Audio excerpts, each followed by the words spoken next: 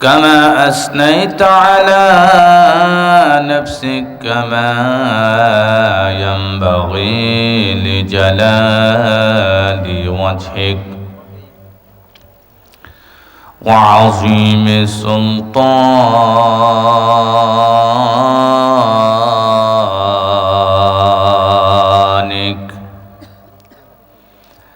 أعوذ بالله من الشيطان الرجيم. সবাই জবানটা খুলি। আসুন বিতাড়িত মরদুদ শয়তান থেকে পানাহ চেয়ে নেই, যাতে করে আমাদের মাঝে শয়তান ঢুকতে না পারে, ওয়াসওয়াসা দিতে না পারে। সেই জন্য সকলে জবান খোলে পড়ছি, আউযু বিল্লাহি মিনাশ শাইতানির রাজীম।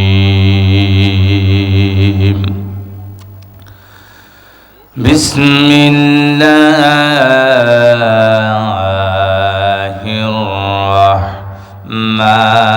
রাহমানির রাহিম।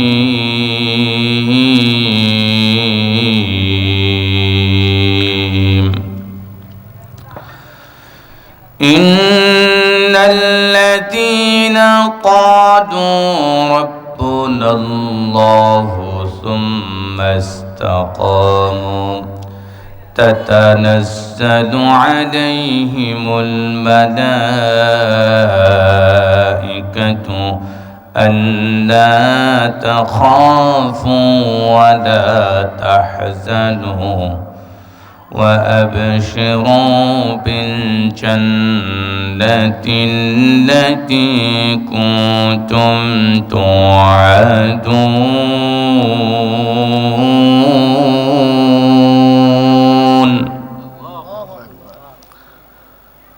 وقال تعالى إن الله وملائكته يصلون على النبي يا أيها الذين آمنوا صلوا عليه وسلموا تسليما. اللهم صل على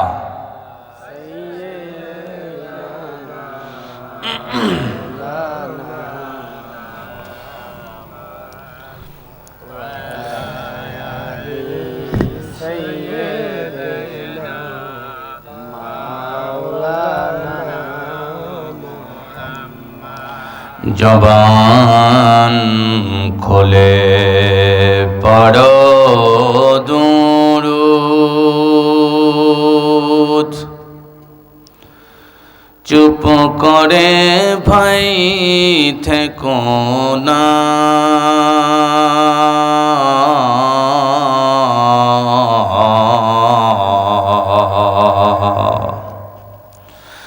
এই দুরূদে হবে ভাই গো জান্নাত মোদের ঠিকানা।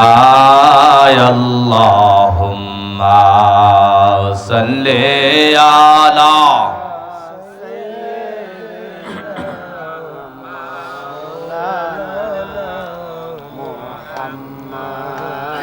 ওয়া আলা আলি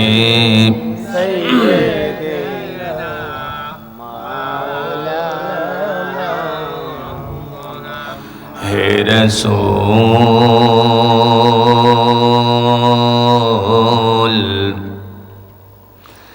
তুমি যে মদিনারি ফোন,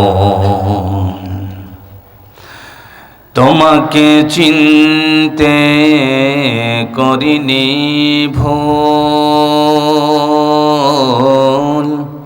তোমাকে চিনতে করিনি ভুল হে রাসূল হে রাসূল হে রাসূল আল্লাহুম্মা সাল্লি আলা সাইয়্যিদিনা মাওলানা মুহাম্মদ ওয়া আলা আলি সাইয়্যিদিনা মাওলানা লা ইলাহা লা জোরে মহাব্বতের সাথে পড়েন। মানুষ অনেক বেশি দরকার নাই, আমরা যারা আছি আলহামদুলিল্লাহ। একটু জোরে মহাব্বতের সাথে পড়েন। লা ইলাহা ইল্লাল্লাহ লা ইলাহা লা ইলাহা লা ইলাহা ইল্লাল্লাহ লা ইলাহা ইল্লাল্লাহ ফেরাউন বলে আগুন জ্বালা, আসিয়া বলে আল্লাহ আল্লাহ। ফেরাউন বলে আগুন জ্বালা, আসিয়া বলে আল্লাহ আল্লাহ। আমার আল্লাহ বলে ও জিবরাইল খুলে দাও জান্নাতেরি তালা। লা ইলাহা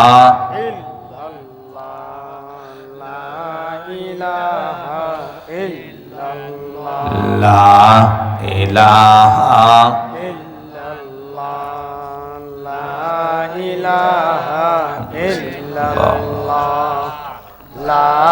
ইলাহা ইল্লাল্লাহ লা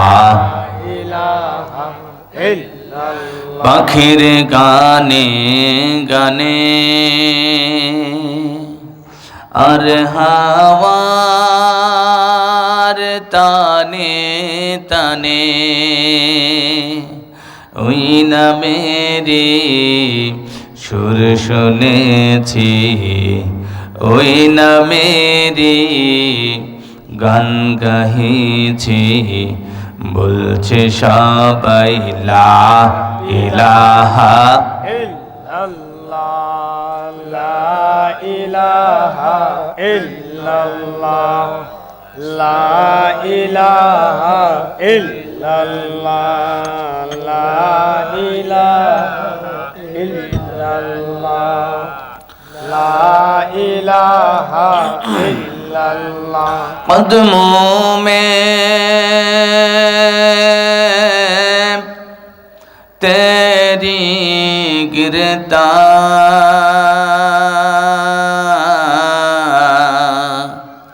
गलियों में तेरी फिरता, गाहें जा रे जारो रोता, गाहे बेकरार होता। बलागल उला बिकमालिही कशफत तुजा बिजमालिही हसनत जमीउ खिसालिही सल्लु अलैहि व आलिही। मुअज़्ज़ज़ मुहतरम दिगर हाजिरीन, দিনদার ইমানদার ইসলাম প্রিয় কোরআন প্রিয় ভাইয়েরা আমার, আজকে পশ্চিম সিং পশ্চিমপাড়া কালাহাজিবাড়ি মসজিদ ও যুব সমাজের উদ্যোগে পঞ্চম বার্ষিক ওয়াজ ও দোয়ার মাহফিল।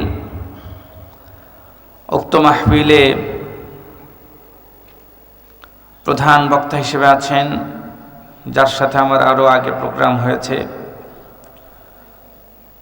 মুফতি আব্দুর রহিম সিদ্দিকী দামাত বারাকাতুহুমুল আলিয়া। এতক্ষণ পর্যন্ত আলোচনা করেছেন আলহাজ হজরত মৌলানা আবু ইউসুফ সাহেব দামাত বারাকাতুহুমুল আলিয়া। আরও আলোচনা করেছেন হজরত মৌলানা এম অলিউর রহমান সাইদি হাফিজাহুল্লাহ কুমিল্লা। আরও আছেন হজরত মৌলানা হাফেজ আমির ফয়সাল, ইমাম অত্র মসজিদ। সভাপতিত্ব করছেন জনাব মোহাম্মদ আলী সাহেব, পুলিশ পরিদর্শক, ব্রাহ্মণবাড়িয়া। প্রধান অতিথি অ্যাডভোকেট মোহাম্মদ ইস্কান্দার আলী ভুইয়া আমির, চেয়ারম্যান ৮ নং ভারেল্লা উত্তর ইউনিয়ন। বিশেষ অতিথি হিসেবে আছেন মোহাম্মদ হারুনুর রশিদ, আরও আছেন মোহাম্মদ জহিরুল কাইয়ুম, আরও আছেন মোহাম্মদ সুমন মিয়া, মোহাম্মদ ফয়জুল ইসলাম হাফিজাহুল্লাহ লিআরবাইকুম। আমার মঞ্চে উপবিষ্ট আছেন আমার অত্যন্ত প্রিয় মানুষ, কাছের প্রিয় মানুষ, হাফেজ মাওলানা সাইফুল ইসলাম ভাই। আরও পাশে আছেন মাওলানা মঞ্জুর, আরও আছেন সবুজ সহ আমার প্রিয় ভাই, এবং এতক্ষণ পর্যন্ত মাইকে কথা বলে গেছেন আমাদের অত্যন্ত প্রিয় ভাই কাজী জহির ভাই, না কাজী ফারুক ভাই। যুবক ভাইরা যারা এত কষ্ট করে এত সুন্দর আয়োজন করেছেন, পর্দার আড়ালে থাকা আমার মা এবং বোনেরা, মঞ্চে যারা আছেন, লাইটিং মাইকিং মিডিয়া ব্যক্তিত্ব যারা আছেন, আপনাদের সকলকে অন্তরস্থল থেকে সালাম জ্ঞাপন করছি। আবারও আসসালামু আলাইকুম ওয়া রাহমাতুল্লাহি ওয়া বারাকাতুহু। আপনারা সবাই ভালো আছেন তো? ভালো রেখেছেন কে? একটু জোরে বলবেন, কি ভালো রেখেছেন কে? আল্লাহ। আসুন না, যেই আল্লাহ আমাদেরকে ভালো রেখে জান্নাতের বাগানে ঢোকে, জান্নাতি মজমায় বসার, কথা বলার, কিছু কথা শোনার তৌফিক দিলেন, সুযোগ করলেন, সেই আল্লাহর আজিশান দরবারে আমরা সকলে মিলে বিনীত চিত্তে অবনত হয়ে আল্লাহর কাছে শুকর আদায় করছি। সকলে পড়ছি আলহামদুলিল্লাহ। প্রিয় ভাইয়েরা আমার, এলেম কালাম শূন্য একজন মানুষ আমি। আপনাদের সম্মুখে এসেছি আল্লাহ তাআলা দয়া করে তার আরশে আজিম থেকে, ইলমি খাজানা থেকে যদি কিছু ইলম বরাদ্দ দেয়, আমরা কোরআন থেকে কথা বলবো। বলেন ইনশাআল্লাহ। ইনশাআল্লাহ। আল্লাহ আমাদের জন্য আল্লাহ ইলমু ইউনতাফাউ বিহ, কিছু উপকারী ইলম তার আরশে আজিম থেকে, গায়বী খাজানা থেকে বরাদ্দ দেখ। সকলে বলি আল্লাহুম্মা আমিন। প্রিয় ভাইয়েরা, খানিকটা অসুস্থতা নিয়েই এসেছি। মাহফিল একটু চাহিদা থাকার কারণে জোরে কথা বলতে, মানে একটু গরম সরম করার কথা বলছিল, করতে গিয়ে আমি এখন বিপদে।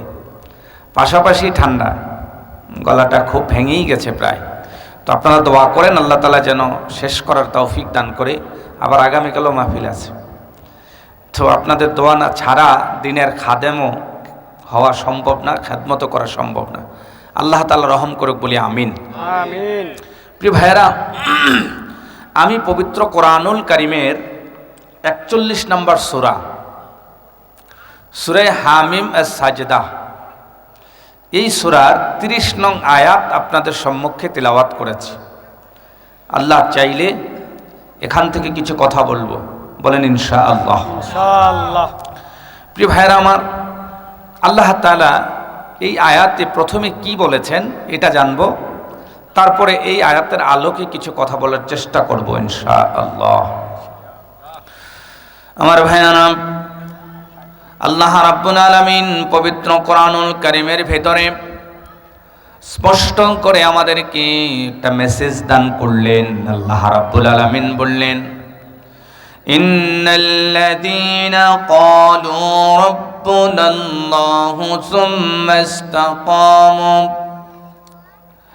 আল্লাহ রাব্বুল আলামিন বললেন, ইন্নাল্লাযীনা ক্বালু রাব্বুনাল্লাহ, নিশ্চয়ই যারা বলে, যারা ঘোষণা দেয়, ক্বালু রাব্বুনাল্লাহ,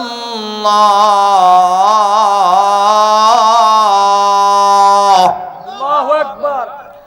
যারা ঘোষণা দেয় আর বলে নিশ্চয়ই আমাদের রবকে, আল্লাহ, জোরে বলেন, আল্লাহ, আরো জোরে, আল্লাহ। আল্লাহ। আল্লাহ রাব্বুল আলামিন বলছেন, আল্লাহ নিজেই শেখাচ্ছেন এবং আল্লাহ নিজেই ঘোষণা দিচ্ছেন, ইন্নাল্লাযীনা ক্বালু রাব্বুনাল্লাহ, যারা বলে আমাদের রব আল্লাহ। সুবহানাল্লাহ কন না, সুবহানাল্লাহ কন। সুবহানাল্লাহ। আল্লাহ রাব্বুল আলামিন বললেন, যারা ঘোষণা দিতে পারে আমাদের রব হলো আল্লাহ, এই ঘোষণাটা দেওয়ার পরে ওই ব্যক্তি আবার বলে সুম্মাস্তাকামু, এই ঘোষণার উপরে সে ইস্তেকামাত থাকে, এই ঘোষণার উপরে সে বলবৎ থাকে, এই ঘোষণা দেবার পরে কখনো সে এখান থেকে নড়ে যায় না। আল্লাহ রাব্বুল আলামিন বলছেন যে এই ঘোষণাটা দেওয়ার পরে সে এই নামের উপরে ইস্তেকামাত থাকে, তাদের ব্যাপারে আল্লাহ রাব্বুল আলামিন বলছেন, তাতানাজ্জালু আলাইহিমুল মালাইকাতু আল্লা তাখাফু ওয়া লা তাহজানু ওয়া আবশিরু বিল জান্নাতিল্লাতী কুনতুম তুআদুন। আল্লাহ রাব্বুল আলামিন বলছেন, যারা এই ঘোষণাটা দিতে পারে আর ইস্তেকামাত থাকতে পারে, আল্লাহ রাব্বুল আলামিন তাদের জন্য আকাশ থেকে জমিনে ফেরেশতা নাজিল করে দেন। আল্লাহু আকবার। আল্লাহু আকবার। কি নাজিল করেন? ফেরেশতা নাজিল করেন। শুধুমাত্র ফেরেশতা নাজিল করেন এমন নয়, ফেরেশতাটা নাজিল করার পরে আল্লাহ রাব্বুল আলামিন তাদের জন্য তিনটা ঘোষণা দেন। কয়টা? কয়টা? তিনটা। একটু জোরে বলেন, কয়টা? তিনটা। ওয়ালা তাহজানু, তাদের কোনো চিন্তা নাই, তাদের কোনো চিন্তা, একদম চিন্তা নাই। তারপর আল্লাহ রাব্বুল আলামিন ওয়াবশিরু বিল জান্নাহ, আল্লাহ রাব্বুল আলামিন তিনটা ঘোষণা দেন। আল্লাহ তাখাফু, তাদের কোনো ভয় নাই, ওয়ালা তাহজানু, তাদের কোনো চিন্তাও নাই। তারপর আল্লাহ রাব্বুল আলামিন বললেন ওয়াবশিরু বিল জান্নাহ, তাদেরকে জান্নাতের সুসংবাদ দাও। কেমন জান্নাত? যেই জান্নাত হলো তুআদুন, যেই জান্নাতের ব্যাপারে দয়াময় রব, আপনার আমার মালিক, আপনার আমার খালিক, আপনার আমার রব আল্লাহ যেই জান্নাতের ঘোষণা দিয়েছেন, সেই জান্নাতের সুবহানাল্লাহ। এক কথায় হলো আল্লাহ রাব্বুল আলামিন বলছেন, যেই ব্যক্তি এই ঘোষণা দিবে যে আমাদের রব আল্লাহ, এটার উপরে ইস্তেকামাত থাকবে, তাদের জন্য আল্লাহ তাআলা আকাশ থেকে ফেরেশতা নাজিল করেন এবং আল্লাহ তাআলা তাদেরকে তিনটা পুরস্কার ঘোষণা দেন। তাদের কোনো ভয় নাই, তাদের কোনো চিন্তা নাই। তারপরে আল্লাহ তাআলা বললেন যে তাদের জন্য ওই জান্নাতের ওয়াদা আল্লাহ দিয়েছেন, যেই জান্নাতের ওয়াদা আল্লাহ দিয়েছেন সেই জান্নাত তাদের জন্য পুরস্কার হিসেবে থাকবে। বলেন না সুবহানাল্লাহ। সুবহানাল্লাহ। এবার শুরু হোক আলোচনা। প্রিয় ভাইরা, এই সূরাটি পবিত্র কোরআনের কততম সূরা? 41তম সূরা। কততম? সবাই বলেন কততম সূরা? 41 নম্বর সূরা। এই সূরাটি মক্কায় অবতীর্ণ হয়েছে। কোথায়? মক্কায়। অর্থাৎ আল্লাহর রাসূল সাল্লাল্লাহু আলাইহি সাল্লাম হিজরত করার পূর্বে এই আয়াত নাজিল হয়েছে। সবেমাত্র আমির হামজা ইসলাম গ্রহণ করেছেন। আর হযরতে ওমরের ব্যাপারে আল্লাহর রাসূল খুব আগ্রহ পোষণ করছেন যে হযরতে ওমর রাদিয়াল্লাহু তাআলা আনহু যেন ইসলাম গ্রহণ করে। সুবহানাল্লাহ বলেন না। সুবহানাল্লাহ। এমন সময় আল্লাহর নবীজি একদিন হারামে বসে আছেন।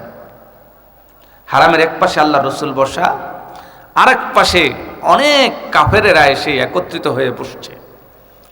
বসার পরে তারা চিন্তা, খুব টেনশন, খুব পেরেশান যে আল্লাহর রাসূল সাল্লাল্লাহু আলাইহি সাল্লাম যেই দিনের দাওয়াত দিচ্ছেন, এই দাওয়াত মানুষগুলো এমনভাবে গ্রহণ করছে, এমনভাবে নিচ্ছে, মানুষগুলো দাওয়াত গ্রহণ করে করে ইসলামের ছায়াতলে এসে কালেমা পড়ে পড়ে তারা মুসলমান হয়ে যাচ্ছে। বলেন না আল্লাহু আকবার। আল্লাহু আকবার। কাফেরদের মাথার ভিতরে যন্ত্রণা শুরু হয়ে গেছে। তাদের মধ্যে থেকে একজন কাফেরের নাম খোদ রসুলের চাচা। কার চাচা? রসুলের চাচা উতবা। এই উতবা আস্তে আস্তে করে আসলেন। আসার পরে তার বেয়াই আবু সুফিয়ানের পিতা তিনি আসছেন। আসার পরে কোনায় বসে বলছে, একটা কাজ করো, মুহাম্মদ যেই ধর্মের দাওয়াত দিচ্ছে আমাকে যদি একটু সুযোগ দাও, তাহলে মুহাম্মদকে আমি কয়েকটা লোক দেখায় চেষ্টা করতে পারি মুহাম্মদকে কি একটু সরানো যায় কিনা। নাউজুবিল্লাহ বলবেন না? আমার ভাইয়ানা, উতবার বেয়াই আল্লাহর নবীজির কাছে এসে বললেন, ও আল্লাহর নবী মুহাম্মদুর রাসূলুল্লাহ, তুমি কিন্তু আমাদের বাপ দাদার যেই ধর্ম, বাপ দাদার ধর্মের উপরে তুমি কালেমা লেপন করা শুরু করেছ, তুমি কিন্তু আমাদের ক্ষতি করছো। মুহাম্মদ, তোমার চাওয়াটা কি আমাকে একটু বলো, আমার মনে হয় তোমার উদ্দেশ্য ভালো না। নাউজুবিল্লাহ বলবেন না? তিনি আবার রসুলকে প্রস্তাব দিলেন, মুহাম্মদ তুমি কি সম্পদ চাও? তাহলে মক্কার সব থেকে ধনী তোমাকে বানায় দিব। রসুল চুপ করে আছেন। 2 নম্বরে বলে, তুমি যদি সুন্দরী নারী বিবাহ করতে চাও, মক্কার সবচেয়ে সুন্দরী নারীটা তোমাকে বিবাহ করায় দেব। তারপরে বললেন, তুমি যদি ক্ষমতা চাও, তুমি যদি নেতা হতে চাও, তোমাকে মক্কার সব থেকে বড় নেতা বানায় দেব। এভাবে করে রসুলকে অনেকগুলো প্রস্তাব দিয়েছেন। রসুল প্রস্তাবগুলো শোনার পরে আল্লাহর হাবিব সাল্লাল্লাহু আলাইহি ওয়াসাল্লাম একটা কথাও বলেন নাই, বরং আল্লাহর নবীজি তাদের কথা, তাদের প্রস্তাব দেওয়া শেষ হওয়ার সঙ্গে সঙ্গে আল্লাহর হাবিব সাল্লাল্লাহু আলাইহি ওয়াসাল্লাম এবার তেলাওয়াত শুরু করলেন। ইন্নাল্লাযীনা ক্বালু রাব্বুনাল্লাহু সুম্মা استقاموا تتنزل عليهم الملائكة ألا تخافوا ولا تحزنوا وأبشروا بالجنة التي كنتم توعدون।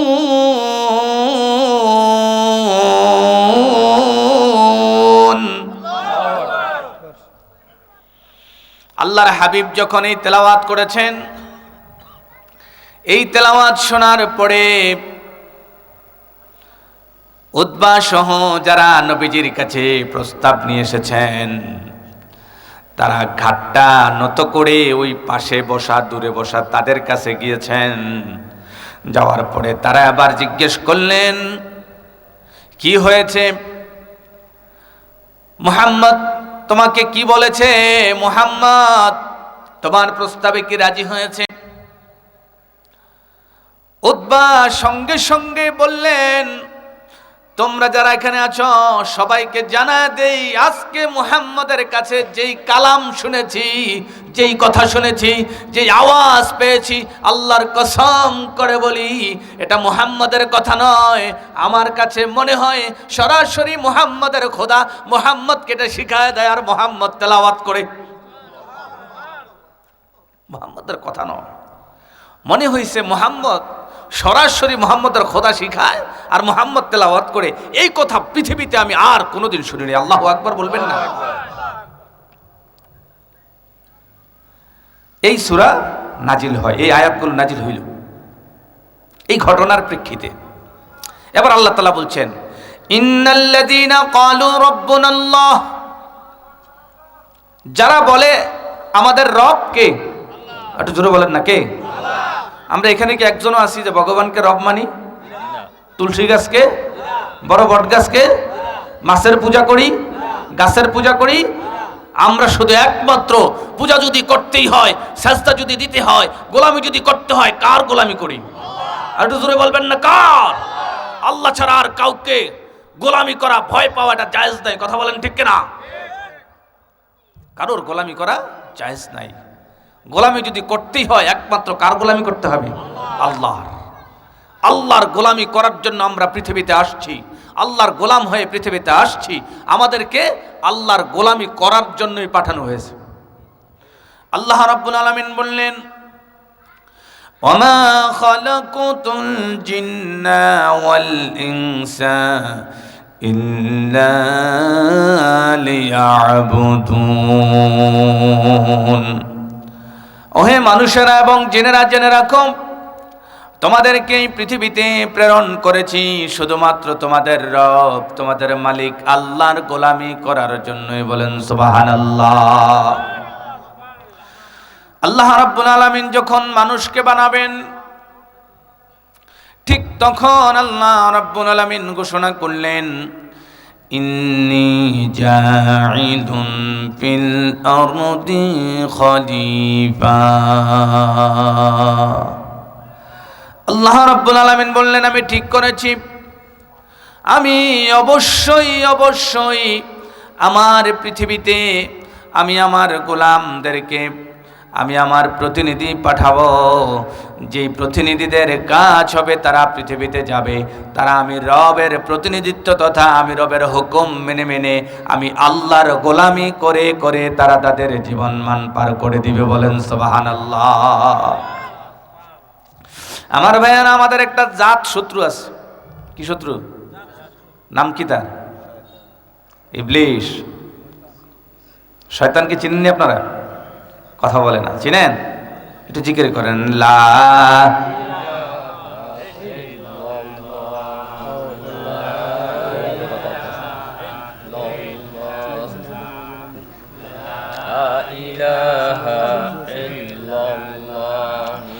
লা লা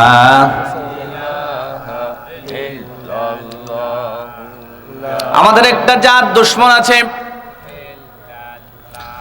জাত দুশ্মনটা হলো মিস্টার ইবলিস, মিস্টার শয়তান।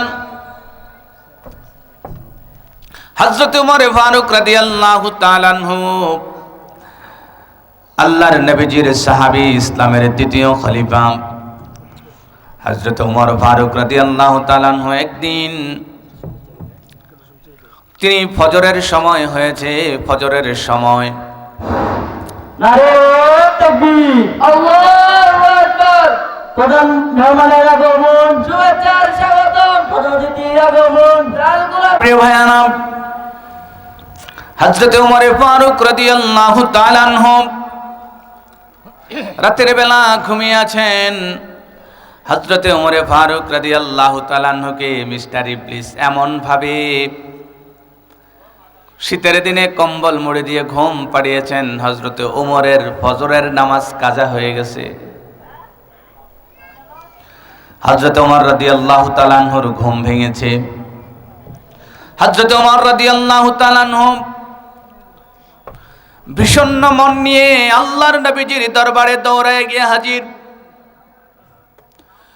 শুধুমাত্র হাজির হয়েছেন এমন নয়, তিনি সারা দিনে এতটাই নিজেকে তওবা করেছেন, এতটা কষ্ট পেয়েছেন। হযরত ওমর ফারুক রাদিয়াল্লাহু তাআলা আনহু এই কাজা হবার কারণে কিছু দান করলেন, সদকা করলেন। আল্লাহর হাবিব বললেন, অবশ্যই আল্লাহ তোমাকে ক্ষমা করে দিয়েছেন, তোমার টেনশন নাই। তিনি তবুও তওবা করেন, তবুও দান করেন, তবুও তিনি আল্লাহকে রব বলে ডাকছেন আর ডাকছেন, চিৎকার চেঁচামেচি করছেন আল্লাহর কাছে। পরের দিন ফজরের সময় তিনি ঘুমিয়ে আছেন, দরজার পাশ থেকে একজন ডাকতেছে, এই ওমর, ফজরের আগে, ওমর উঠো। কেউ কে? আমাকে ডাকেন কে? হযরত ওমর রাদিয়াল্লাহু তাআলা আমাকে ডাকতেছে। কাও আমি মিস্টার ইবলিস। কি কয়? কি হয়েছে, কি হয়েছে? তাড়াতাড়ি উঠো, ফজর নামাজ পড়তে যাওয়া লাগবো। বুঝলাম না ঘটনা। কালকে আমার নামাজ কাজা হয়েছে আর আজ তুমি আমার ডাকসারো ঘুমের থেকে, আমি বলে ফজর নামাজও যাইতাম, ঘটনা গীতা। কালকে তোমারে যাইতে গুমফারায় রাখছিলাম, গুমফারায় রেখা যেই শিক্ষা হয়েছে আর দরকার নাই, তুমি তাড়াতাড়ি একটা নামাজও যাও। কারণ তুমি 100 বছর নামাজ পড়লো এই কাম করতে না হলে যে কাম কালকে করে বসে। দান করো, কান্নাকাটি করো, তওবা করো, আল্লাহ তো তোমার মর্তবা অনেক গুণ বাড়াই দিছে। এটা তো আমরা দেখি, তুমি তো দেখো না। সুতরাং তুমি উঠো, ফজর নামাজ পড়ো, তুমি নামাজ পড়ো, এটাই ভালো। সুবহানাল্লাহ কইতেন না? আরো জোরে কর না সুবহানাল্লাহ। আমার ভাইয়ারা, এজন্য আল্লাহ রাব্বুল আলামিন বললেন, ইন্নাল্লাযীনা ক্বালু রাব্বুনাল্লাহ, আমাদের রব হলো কে? আরো জোরে বলেন। আমরা আর কাউকে রব বলে মানি না। আমাদের রব একজন, তিনি আমাদের খাওয়ান, তিনি আমাদের পড়ান, তিনি আমাদের রিজিক দেন, তিনি আমাকে বাঁচান, তিনি আমাকে মারেন, তিনি আমাদের সব কিছু করেন। জোরে বলেন ঠিক কিনা? এজন্য আল্লাহ নিজেই বলেছেন, ইন্নাল্লাহা আলা কুল্লি শাইইন কাদির।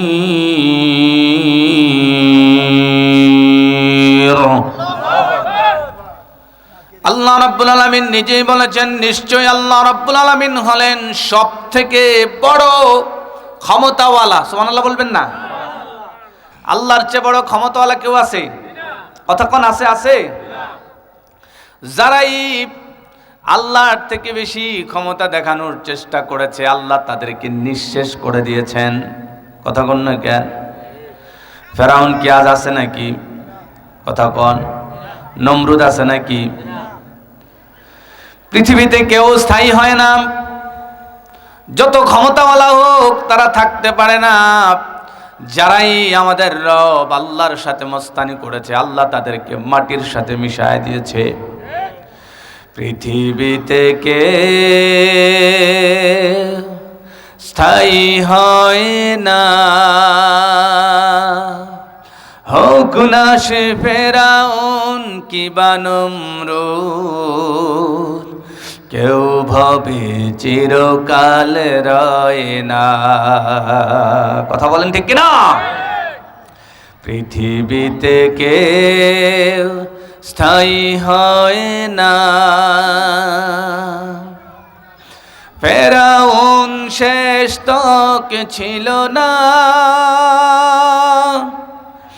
মৃত্যু তাকেও ছেড়ে দিল না।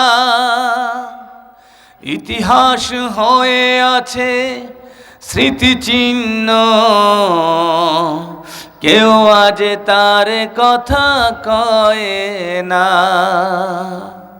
পৃথিবীতে কেউ স্থায়ী হয় না, হোক না সে ফেরাউন কিবা নমরুদ, কেউ ভবে চিরকাল রয় না, কেউ ভবে চিরকাল রয় না। কথা বলেন ঠিক কিনা? আপনিও থাকবেন না, আমিও থাকবো না। চেয়ারম্যান সাহেব মনে থাকবো? কি কন? উনি তো চেয়ারম্যান সাহেব, থাকবে?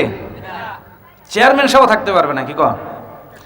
চেয়ারম্যান সাহেবের চেয়ে আরো বড় বড় কত কত ক্ষমতাওয়ালা চলে গেছে। কি বলেন? কি বলেন? তাই না? খালেদা জিয়া মৃত্যুর সাথে পাঞ্জা লড়তেছে না? পাঞ্জা লড়তেছে। কথাটা কি সঠিক? মৃত্যুর সাথে পৃথিবীতে কারোর পাঞ্জা লড়ার ক্ষমতা আছে? আরে কথা বলেন না, আছে? এই শব্দটাই ভুল। আল্লাহ তাআলা ওনাকে সুস্থ করুক, দোয়া করি। কি বলেন? এজন্য প্রিয় ভাইয়ারা আমার,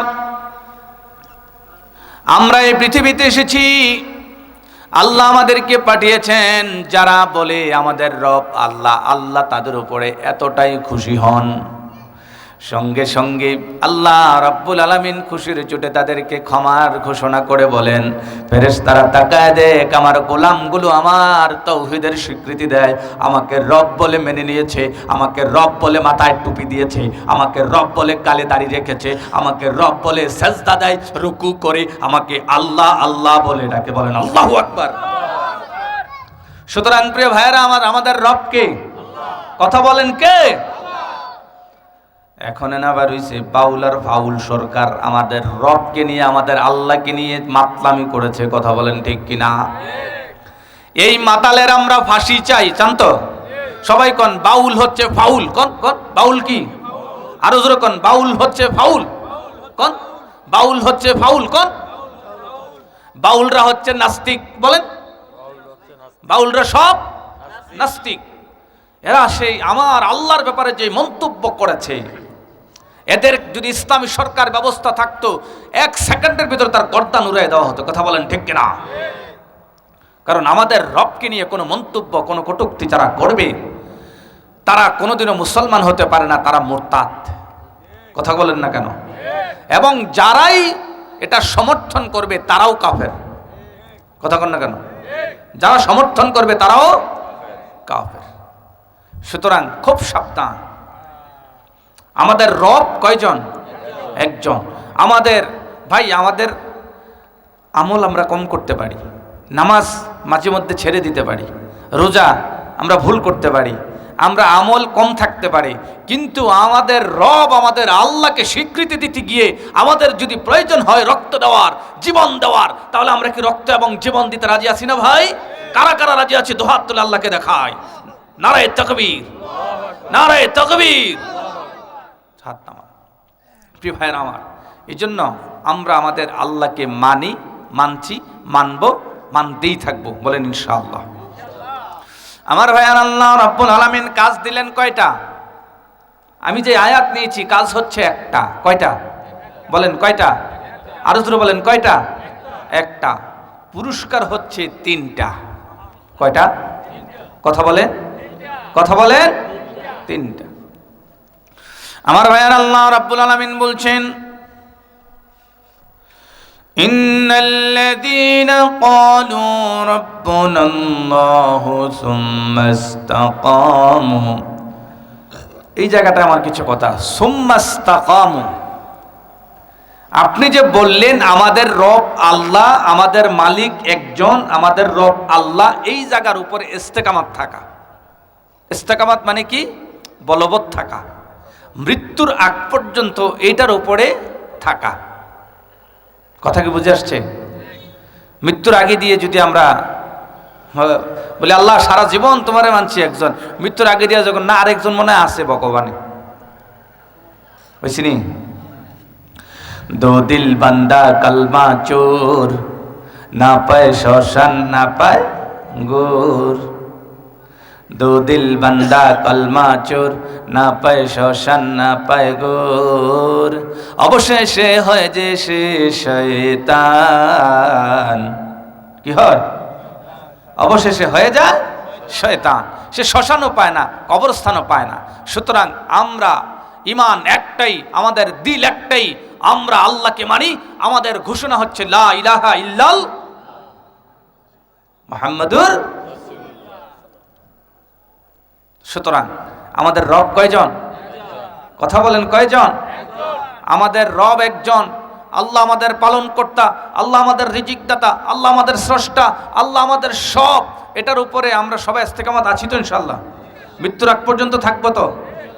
আল্লাহ আমাদেরকে মৃত্যুর আগ পর্যন্ত এই পথে ইস্তেকামাত রাখুক। বলেন আমিন। ইমানের পথে আল্লাহ তোমার পথে,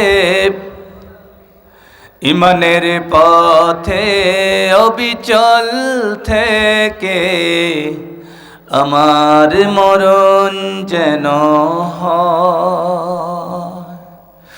ইমানের পথে অবিচল থেকে আমার মরণ যেন হয়। তোমারই কাছে মিনতি আমার, ওগো প্রভু দয়াময়। ইমানের পথে অবিচল থেকে আমার মরণ যেন হয়। আল্লাহ তোমারই পথে অবিচল থেকে আমার মরণ যেন হয়। আল্লাহ তোমারই মতে অবিচল থেকে আমাদের মরণ যেন হয়, বলেন না আমিন। আমাদের মৃত্যুটা যেন আল্লাহর পথে হয়, ইমানের পথে হয়, ইমানের মতে হয়। রাজি আছেন তো ইনশাআল্লাহ? এজন্য আমার ভাইয়ারা, আল্লাহ রাব্বুল আলামিন বললেন, গোলামেরা আমরা আল্লাহকে রব বলে স্বীকৃতি দেবার পরে আমরা, আমাদের দায়িত্ব হলো আমরা এই ঘোষণার উপরে ইস্তেকামাত থাকব, আমরা কখনো ঈমান ছেড়ে দেব না। আল্লাহ এক, আল্লাহর পরে দুই, আল্লাহকে কখনো মানব না। রাজি আছেন তো সবাই? ফেরাউনের মেয়ে একদিন চুল আশ্রাচ্ছেন, তার একজন দাসী ছিল। কথা খেয়াল করেন, মনোযোগ দিয়ে ভাই, বেশি মানুষের দরকার নেই, আমরা যারা আছি আলহামদুলিল্লাহ অনেক। কথাগুলো শোনেন, ভালো লাগবে ইনশাআল্লাহ। ফেরাউনের দাসী, ফেরাউন খোদা দাবি করেছে, কিন্তু ফেরাউনের ঘরেই বাস করছেন ফেরাউনের দাসী, তিনি এক আল্লাহতে বিশ্বাস করে। সুবহানাল্লাহ বলবেন না? একদিন, আমার খুব কষ্ট হচ্ছে, আমার কথা আসতেছে না গলা দিয়ে, আপনারা বুঝতেছেন হয়তো। আমি এমন আলোচনা করি না, আমার সুর আলহামদুলিল্লাহ কথা বা এরকম হয় না। আমি অনেক আশা নিয়েছিলাম যে মাহফিলটাতে একটু ভালো কিছু করব, আল্লাহর ফয়সালা, কিছু করার নেই, আল্লাহ যা ভালো মনে করেন আলহামদুলিল্লাহ। তা আপনারা দোয়া করেন আমি যেন শেষ করতে পারি অন্তত। তো প্রিয় ভাইরা, ফেরাউন একদিন ফেরাউনের কন্যার চুল আশ্রয় দিচ্ছেন দাসী, আশ্রয় দিচ্ছেন। হঠাৎ করে আশ্রানোর সময় চুলের মধ্যে পেস্ট লেগে চিরুনিটা পড়ে গেছে। চিরুনিটা মাটিতে পড়তে পড়তে দেরি, সঙ্গে সঙ্গে ফেরাউনের দাসী বলে ফেলছে ইন্না লিল্লাহ। কার জন্য? আর বলেন না কার জন্য? আল্লাহর জন্য। ফেরাউনের মেয়ে কাজ করে না, কিতা কইলা? কার জন্য? আল্লাহর জন্য। ইন্না লিল্লাহ কইছি, আল্লাহর জন্য। নিশ্চয় এটা পড়ে গেছে, এটার অকল্যাণ থেকে আল্লাহ আমাকে বাঁচাবে, এই জন্য আমি আল্লাহর জন্য বলছি। কই তোমার খোদা কে? কই আল্লাহ। তা আমার বাপে কাটা? হ্যাঁ, সাতার মাথায় তা মানি না স্যার। আমার রব তো কয়জন? একজন। আমাদের রব কে? আল্লাহ। আমার ভাইয়ানা, এই কথাটা বলার সঙ্গে সঙ্গে ফেরাউনের কন্যা দৌড় মেরে রাজ দরবারে ঢোকে, ফেরাউনের কাছে গিয়ে বলছে, আব্বা, সারা জীবন তুমি রাজ্যের বাহিরে কত কি করলা, কত মানুষকে বাচ্চাগুলো হত্যা করলা। 1 মাসে 26,000 সন্তানকে হত্যা করেছে, নবজাতক সন্তানকে হত্যা করেছে 1 মাসে 26,000। ও আব্বা, তুমি কি কারণে হত্যা করলাম? অথচ তাকায় দেখো তোমার ঘরের ভিতরেই তোমার শত্রু। কয় কি হইছে? কয় তোমার দাসী আমার চুল আশ্রাতে গিয়ে তোমাকে খোদা না মেনে কয় আল্লাহর জন্য বলে। আল্লাহ বলে কে? আল্লাহর জন্য কয়। দাসীকে ডাক দিয়েছে, দাসী তুমি কি বলেছো? কয় হ্যাঁ বলেছি। ও দাসী, তুমি এই কথা বলার পিছনে তোমার কি হতে পারে তুমি কি জানো? ফেরাউন এবার বলল, তুমি যে বললা আল্লাহর জন্য, এটার জন্য ছোট্ট ছোট্ট তোমার 4-4টা সন্তান আছে, তোমাকে শুদ্ধা আমি আগুনে জ্বালায়া পোড়ায়া ভাজি করে ফেলবো। ফেরাউন সঙ্গে সঙ্গে মহিলাকে বলল, মহিলা বলো বলো, আমি হলাম তোমার খোদা। মহিলা কয় না, আল্লাহ ছাড়া আমার কোনো মাবুদ নাই, আল্লাহ ছাড়া আমার কোনো রব নাই, আল্লাহ ছাড়া আমার কোনো খালেক নাই, আল্লাহ ছাড়া আমার কোনো মালিক নাই। কথা বলেন ঠিক কিনা?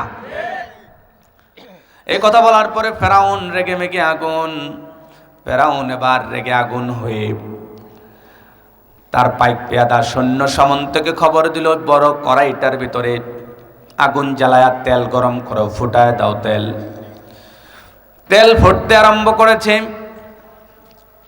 ফুটতে আরম্ভ করার পরে ওই মহিলার সামনে মহিলার একটা ছোট্ট সন্তানকে ধরে মহিলাকে বলছে, বল তোর রব হলো ফেরাউন, তোর রব আল্লাহ নয়। এটা বলে টান দিয়া ওই আগুনের কড়াইয়ের ভিতরে বাচ্চাটাকে ফেলে দিয়েছে।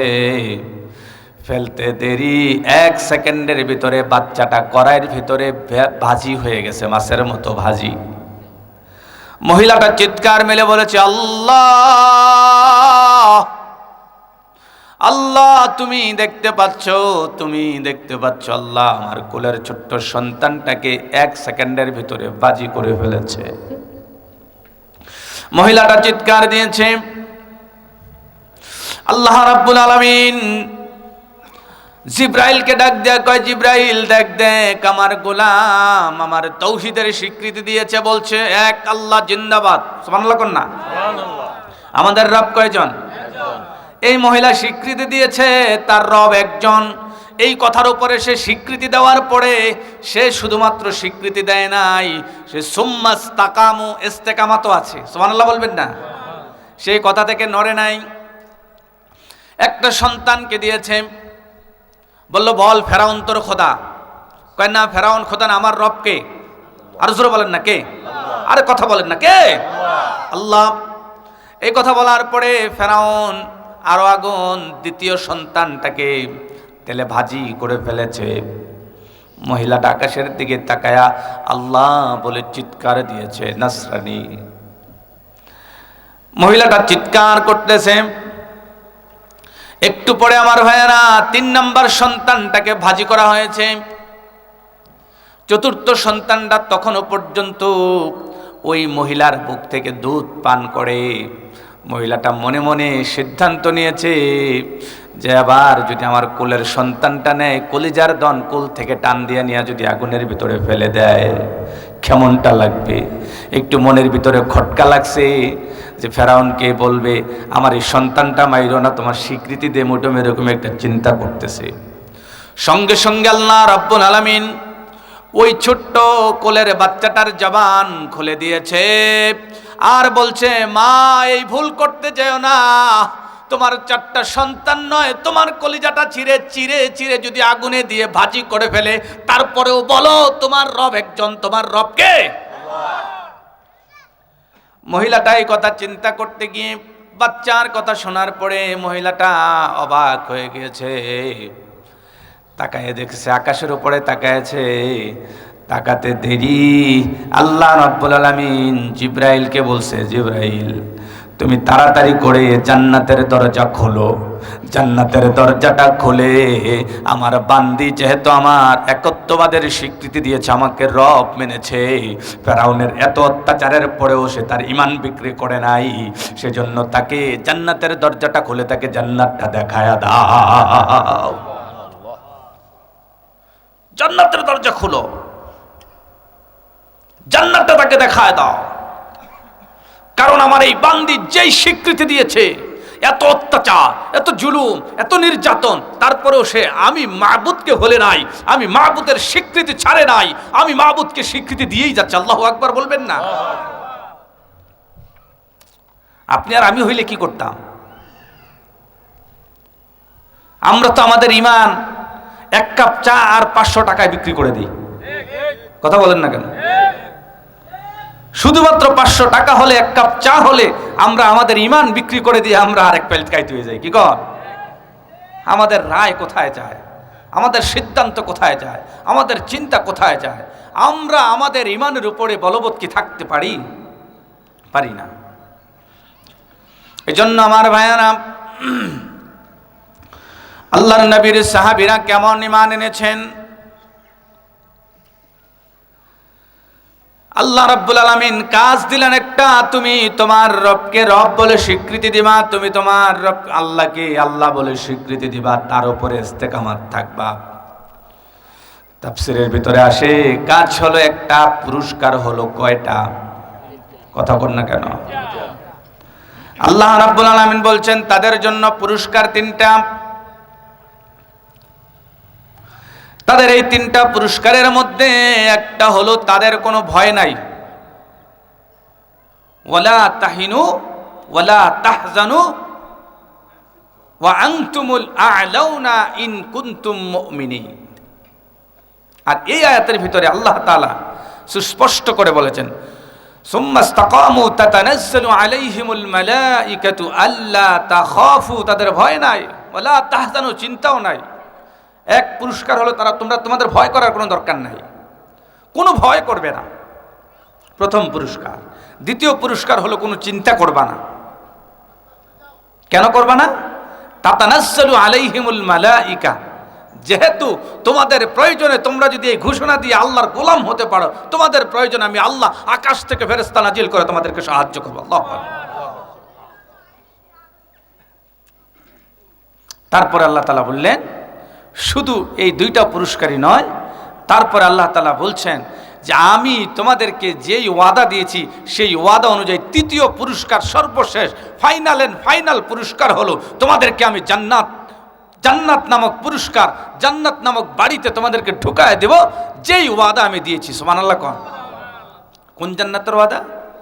তাজরি মিন তাহতিহাল আনহার, যেই জান্নাতের তলদেশ দিয়ে বিভিন্ন খাদ্যের নহর, বিভিন্ন পানীয়র নহর, আপনি যখন যেখানে যেভাবে যা চাইবেন সব সেখানে পাবেন। সুবহানাল্লাহ বলবেন না? আমার ভাইয়ান, আল্লাহর নবীর সাহাবী ইমানের উপরে কেমন করে ইস্তেকামাত থাকতেন। হযরত সালমান ফারসি রাদিয়াল্লাহু তাআলা আনহুর নাম আপনারা শুনেছেন।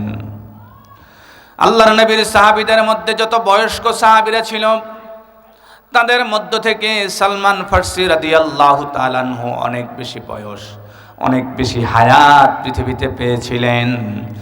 হযরত সালমান ফারসি রাদিয়াল্লাহু তাআলা আনহু অনেক দামি সাহাবী ছিলেন। সবাই একটু জিকির করেন, লা ইলাহা ইল্লাল্লাহ। আল্লাহ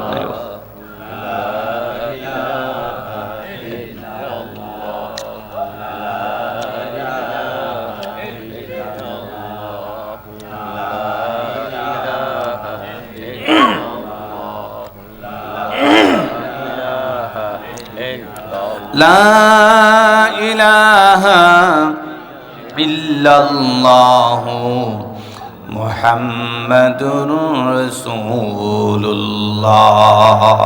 সাল্লাল্লাহু আলাইহি ওয়াসাল্লাম। বলছিলাম প্রিয় ভাইরা, হযরত সালমান ফারসি রাদিয়াল্লাহু তাআলা আনহু যখন তার বয়স 150 বছর, কত বছর? বয়স 150 বছর। তিনি তার এই 150 বছরে 3টা ধর্ম পরিবর্তন করেছেন। কয়টা? কথা বলতে হবে। কয়টা? 3টা ধর্ম পরিবর্তন করেছেন। তিনি সত্যের সন্ধানে আছেন। হযরত সালমান ফারসি 150 বছর বয়স, প্রথম 50 বছর একটা ধর্ম উপরে ছিলেন, তারপরের 50 বছর আরেকটা, তারপরের 50 বছর আরেকটা ধর্মের উপরে। সর্বশেষ তিনি 3টা ধর্ম তিনি পালন করার পরে একটা ধর্মকেও তার দিলে ধরে না। কি দেখুন, ধর্ম হইল নাকি? একটা যায় এই পূজা টুজা করে গাছ মাছ আবি যাবি এসব, আরেকটা যাওয়ার পরে এই ক্রিসমাস কি যা আবি যাবি করে এইসব করতে করতে করতে করতে সব ধর্মগুলো করে না, একটাও ভালো লাগে না। একদিন খ্রিস্টান একটা ধর্ম যাজক পাশে বসে তিনি তাওরাত তিলাওয়াত করতেছেন। এটা শোনার পরে তিনি ওখানে গিয়ে বসছেন। বসার পরে তার কথাগুলো শোনার পরে, তার সাথে কথা বলার পরে অনেক ভালো লেগেছে। এবার সালমান ফারসি চিন্তা করলেন, এবার মনে হয় আল্লাহ তাআলা আমাকে সঠিক ধর্মের সন্ধান আমাকে দিয়েছে। সুবহানাল্লাহ বলবেন না? আমার ভাইয়ারা, সালমান ফারসি রাদিয়াল্লাহু তাআলা আনহু প্রতিদিন ওই গির্জায় যায়। গির্জায় যাওয়ার পরে ওই গির্জার মানুষটার কাছে গিয়ে বসে আর কথা শোনে। হযরত সালমান ফারসি একদিন সাহস করে ওই ব্যক্তিকে জিজ্ঞাসা করলেন, হযরত আমি 3টা ধর্ম পরিবর্তন করেছি, আমি সত্যের সন্ধান চাই, সর্বশেষ আমি এখন আপনাকে পেয়েছি, আপনার কথাগুলো, আপনার সব কিছু ভালো লাগে, আপনি কি দয়া করে আমাকে একটা সত্য ধর্মের সন্ধান দিবেন?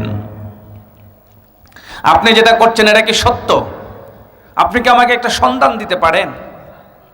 তখন সালমান ফারসিকে সে কানে কানে বললেন, বাবা আমি তোমাকে একটা কথা বলতে পারি, সাবধান, তুমি কিন্তু এই কথা কাউকে বলতে পারবা না, আমার জাতিকে যদি বলো তাহলে আমার গর্দান উড়ায় দিবে।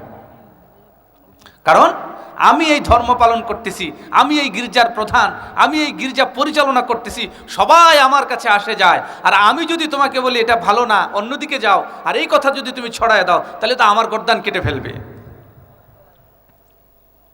হযরত সালমান ফার্সি বললেন, না চাচা, আমি আপনার কথা কোনোভাবেই আমানত রক্ষা করব, আমি আপনার কথা ভেঙে ফেলবো না। কথা বলার পরে তিনি বললেন, ভাতিজা, এই যে দেখো, এই অংশটার ভিতরে একটা মানুষের কথা বলা আছে, আর সেটার নাম হলো মুহাম্মাদুর রাসূলুল্লাহ সাল্লাল্লাহু আলাইহি ওয়াসাল্লাম। হযরত সালমান ফার্সি বলেন, চাচা, আমি যদি মুহাম্মাদুর রাসূলুল্লাহর কাছে যেতে চাই তাহলে কিভাবে যাব? তিনি বললেন, তুমি এখন রোম পারস্যের ভিতরে কিভাবে মুহাম্মদের কাছে যাবা?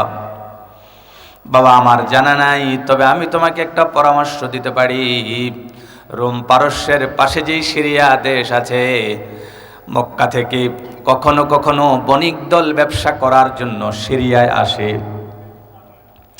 ওই মক্কার কোনো একটা কাফেলা যদি পেয়ে যাও, ওই মক্কার একটা কাফেলা পেলে ওই কাফেলার সাথে যদি একত্রিত হতে পারো, ওই কাফেলার সাথে যদি মক্কায় যেতে পারো, ওখানে গিয়ে খুঁজে খুঁজে তোমাকে মুহাম্মদ বের করতে হবে, না হয় তুমি সত্যের সন্ধান পাবা না। তবে জেনে রাখো, তোমাকে দুইটা কথা বলে দেই, যাকে তুমি নবী হিসেবে শুনবা, মানবা, যদি কেউ বলে দেয় এটা মুহাম্মদ, তুমি বিশ্বাস করবা না। তবে কি করবো চাচা? দুইটা কাজ করবা। কয়টা কাজ? দুইটা কাজ করবা। তিনি মুহাম্মদ কিনা এটা বোঝার জন্য তোমাকে দুইটা কাজ করতে হবে। কয়টা কাজ? দুইটা কাজ করতে হবে। কয় চাচা বলে দেন কি কাজ? আল্লাহর নবীজি বুখারী শরীফে চমৎকার একটা হাদিস বর্ণনা করেছেন। আল্লাহর নবীর সাহাবী আব্দুল্লাহ ইবনে সালাম রাদিয়াল্লাহু তাআলা আনহু খেজুরের বাগানে উঠেছেন। খেজুরের বাগানে খেজুর পাড়া অবস্থায় তিনি খেজুর যখন পাড়ছেন, ঠিক এমন সময় তিনিও রসুলের সন্ধান করছেন। তিনি রসুলের রাস্তা দিয়ে যাওয়ার পথে খেজুরের গাছ থেকে দৌড়াইয়া নামলেন, আল্লাহর হাবিবের কাছে গেলেন, কি আল্লাহ রসুলের সামনে হাত পেতে দাঁড়ায় রসুলকে বললেন, ইয়া রাসূলুল্লাহ, আমি আপনাকে তিনটা প্রশ্ন করব, যদি আপনি জবাব দিতে পারেন তাহলে আপনি নবী, নাইলে আপনি নবী না। সুবহানাল্লাহ বলবেন না? ক্বালা ইন্নী সাইলুকা আন সালাসিন লা ইয়ালামুহুন্না ইল্লান নবী। ওগো মুহাম্মদ, আমি আপনাকে তিনটা প্রশ্ন করব, যদি তিনটা প্রশ্নের জবাব দিতে পারেন তাইলে আপনি নবী, আর যদি জবাব দিতে না পারেন তাইলে আপনি নবী না। আল্লাহর হাবিব সাল্লাল্লাহু আলাইহি সাল্লাম বলেন, প্রশ্ন করো। ওই লোকটা প্রশ্ন করলেন, আউয়ালু তুআমি আহলিল জান্নাহ, যখন মানুষগুলো জান্নাতে প্রবেশ করবে, আল্লাহ রাব্বুল আলামিন জান্নাতে সর্বপ্রথম কি খেতে দিবেন? ওমা ইয়ানজিউল ওয়ালাদা ইলা আবিহি আও ইলা উম্মিহি, মায়ের রেহেমের ভিতরে বাবার এক খত্রা নাপাক পানি যখন মায়ের ওবামের ভিতরে ঢোকে, মা এবং বাবা যখন সঙ্গপানে অন্ধকারে বিবাহের পরে যখন মিলিত হয়, এক ফোঁটা নাপাক পানি রেহেমের ভিতরে ঢোকার পরে, স্পাম থেকে নির্গত হয়ে ওবামে যাওয়ার পরে কেন সন্তানটা ছেলে হয় আর কেন সন্তানটা মেয়ে হয়? মুহাম্মদ, আপনি উত্তর দেন। আল্লাহর হাবিব সাল্লাল্লাহু আলাইহি সাল্লাম বললেন, 3 নাম্বার প্রশ্ন করো। এবার তিনি 3 নাম্বার প্রশ্ন করলেন, কিয়ামত কখন হবে? কি হবে? মাতা সাআ, কিয়ামত কখন হবে? ও মুহাম্মদ, আমি আপনাকে 3টা প্রশ্ন করলাম, জান্নাতের ভিতরে সর্বপ্রথম আল্লাহ কি খেতে দিবেন? মায়ের রেহেমে এক খত্রা নাপাক পানি থেকে কেন সন্তান ছেলে হয়, কেন সন্তান মেয়ে হয়? 3 নম্বর প্রশ্ন করলেন, কিয়ামত কখন হবে? এর জবাবগুলো দেন। হাদিসের ভিতরে মুহাদ্দিসিনে কেরাম বলে আল্লাহর নবীজি তখনও পর্যন্ত এই প্রশ্নগুলোর জবাবের একটাও জানে না। বলেন সুবহানাল্লাহ। হাদিসের ভিতরে পাওয়া যায় আল্লাহর নবীজিকে প্রশ্ন করার পরে নবীজি একটু চিন্তিত হলেন। চিন্তিত হতে দেরি আল্লাহর নবীজিকে ঠেকাবেন না। তার বন্ধু আপনার আমার রব আল্লাহ রব্বুল আলামিন এই প্রশ্ন যে বেদুইন করেছে, আমার নবীকে প্রশ্নগুলো যে করেছে, এটা কি আমার আল্লাহ দেখে কি দেখে না? সালমান ফার্সিকে পাদ্রী শিখায় দেয়, মুহাম্মদ চিনবা কেমনে? মুহাম্মদ চিনতে হলে তুমি দুইটা কাজ করবা। বলেন না আল্লাহু আকবার। এক নম্বরে মুহাম্মদকে কিছু হাদিয়া দিবা। যদি মুহাম্মদ হাদিয়া গ্রহণ করে তাইলে বুঝবা তিনি মুহাম্মদ। দুই নম্বর হলো মুহাম্মদকে কিছু সদকা দিবা। যদি সদকা ফিরায় দেয় তাইলে বুঝবা তিনি মুহাম্মদ। সুবহানাল্লাহ কোন না? আর যদি হাদিয়াও গ্রহণ করে, সদাকাও গ্রহণ করে, বুঝবা এটা মুহাম্মদ নয়। আমার ভাইয়া সালমান ফার্সি রাদিয়াল্লাহু তাআলা আনহু তিনি বাড়িতে যাওয়ার পরে তিনি তার মা বাবাকে গিয়ে বললেন, বাবা মা আমি মক্কায় চলে যাব, আমি একজন মানুষের সন্ধান পেয়েছি। মাগো তুমি যদি অনুমতি দাও, তোমার অনুমতি আর বাবার অনুমতি নিয়ে আমি যেতে চাই। আমি এতদিন পর্যন্ত বহু ধর্ম মেনেছি, এই ধর্ম আমার আর ভালো লাগে না। আমি মুহাম্মদের সন্ধান পেয়েছি, মক্কায় চলে যাব, মুহাম্মদকে বের করব, মুহাম্মদ যেই ধর্ম পালন করে আমি সেই ধর্ম করব। আল্লাহু আকবার। এ কথা বলার পরে আল্লাহর নবীজি মুহাম্মদুর রাসূলুল্লাহকে পাবার আকুতি, পাবার আকাঙ্ক্ষা তার ভেতরে জেগেছে। মা এবং বাবা পরামর্শ করে সন্তানকে আটকাই দিয়েছে, তুই যেতে পারবি না, যেতে দিব না। দিনের পর দিন, ঘন্টার পর ঘন্টা, সময়ের পর সময় আটকায় দিয়েছে। হযরতে সালমান ফার্সি একদিন লুকিয়ে লুকিয়ে কিছু সম্পদ সংগ্রহ করে তিনি ঘর থেকে বের হয়ে গেছে। সুবহানাল্লাহ বলবেন না? ওই সিরিয়ার যেই জায়গার ভিতরে গেলে কাফেলার সাথে দেখা হয়, সেখানে গিয়ে তিনি অপেক্ষা করছেন। কাফেলা আসে, ভাই আপনারা কি মক্কা থেকে আসছেন? কয় না না, আমরা মক্কা থেকে আসি। ভাই আপনারা আসছেন মক্কা থেকে? কয় না। আরেকটা আসছে, আপনারা কি মক্কা থেকে আসছেন? কয় হ্যাঁ মক্কা থেকে আসছি। ভাই আমি এই ঘটনা, আমাকে কি একটু মক্কা নিয়ে যাবেন? যাকে জিজ্ঞেস করতেছে তিনিও কাফের, অর্থাৎ খ্রিস্টান। এই কাফেলার যিনি নেতা তিনিও খ্রিস্টান। তে শোনার পরে কয় কেন যাবা মক্কায়, কেন যাবা? কয় মুহাম্মদের কাছে যাব। এই কথা শোনার পরে ওর মাথার ভিতরে তো শয়তানি ঢুকছে। কি ঢুকছে? কয় শয়তানি। শয়তানি কি করছে?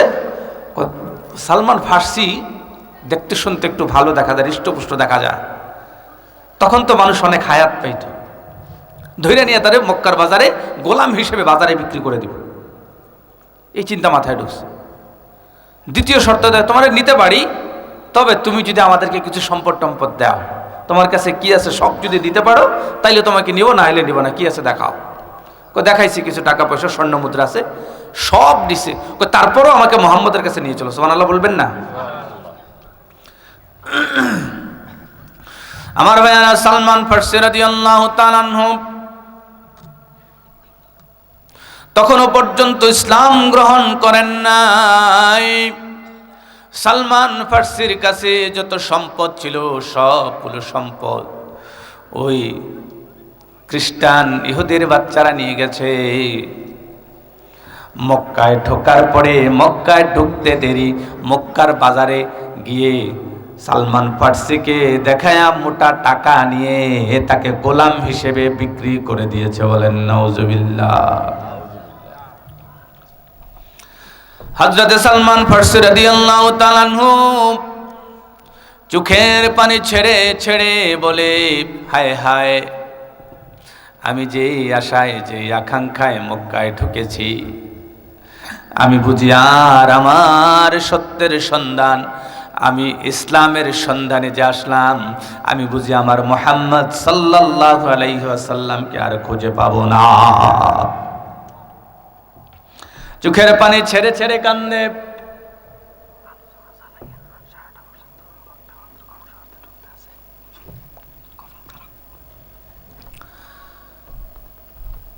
সালমান ফারসি রাদিয়াল্লাহু তাআলা আনহু কেঁদে কেঁদে আল্লাহর কাছে চিৎকার করে করে বলে, আল্লাহ,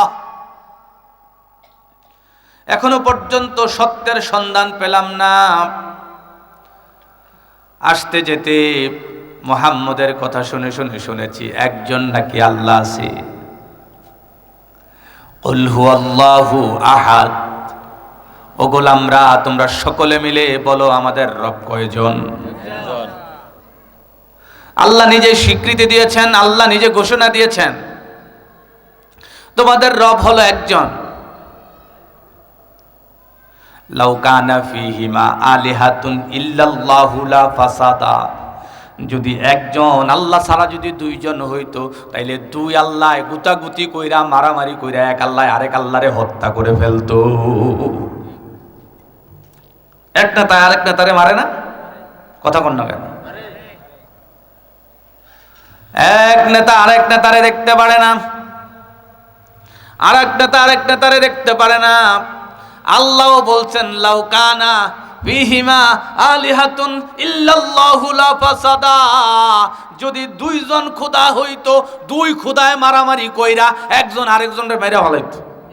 কথা কন না কেন? তাইলে বোঝা গেল আমাদের রব কয়জন? আমাদের রব কয়জন? আরো জোরে বলেন, কয়জন? আমাদের রব বেশি হতে পারে না, আমাদের রব একজন। তিনি আমাদের রিজিক দাতা। ওয়ামা মিন দাব্বাতিন ফিল আরদি ইল্লা আলাল্লাহি রিজকুহা। রিজিক দেন কে? আরো জোরে বলেন না, কে? আপনি ফসল ফলান, খেতে কাজ করেন, ফসল ফলানোর চেষ্টা করেন, আল্লাহ যদি না দেয় তাইলে আপনি ফসল কি বাড়িতে নিতে পারেন? কথা বলেন না কেন? আমার বাপ দাদারও ক্ষমতা নাই। পৃথিবীর গোটা পৃথিবীর সমস্ত শক্তি একত্রিত হয়ে সবাই মিলে যদি চেষ্টা করেন, আল্লাহর বিরুদ্ধে, আল্লাহর সিদ্ধান্তের বাহিরে আমাদের একটা চুল পরিমাণ কোনো কিছু করার ক্ষমতা আছে? আমার ভাইয়ারা আমার, এই পৃথিবীতে আপনিও থাকবেন না, আমিও থাকবো না। হযরত সালমান ফারসি খুব চিন্তিত হয়ে গেলেন, তিনি একটু মরমি হয়ে গেলেন, খুব টেনশন করছেন আর খুব টেনশন করছেন। আমারি লাশের খবর বন্ধু শুনবি একদিন জানি,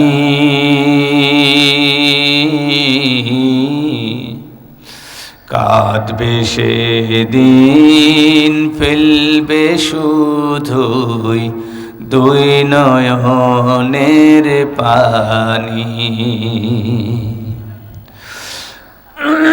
আমার লাশের খবরে বন্ধু শুনবি একদিন জানি, কাঁদবে সেদিন ফেলবে শুধুই দুই নয়নের পানি। কাঁদবে সেদিন ফেলবে শুধুই দুই নয়নের পানি।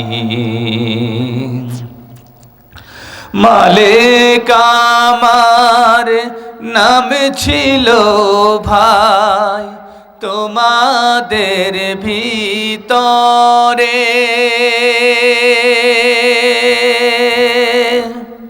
শহীদ হয়ে ফিরে গেলাম আমার আপন ঘরে,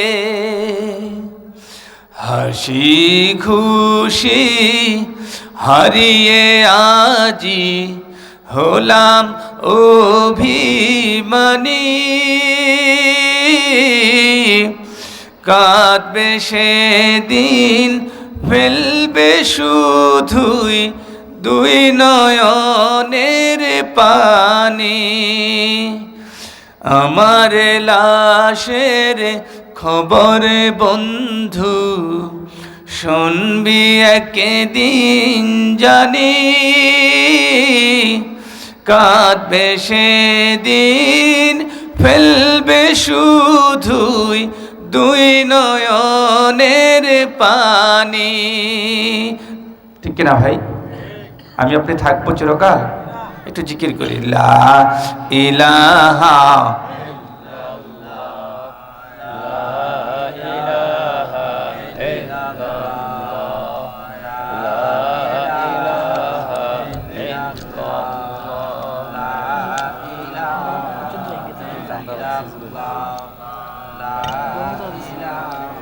পরের মাহফিল শেষ।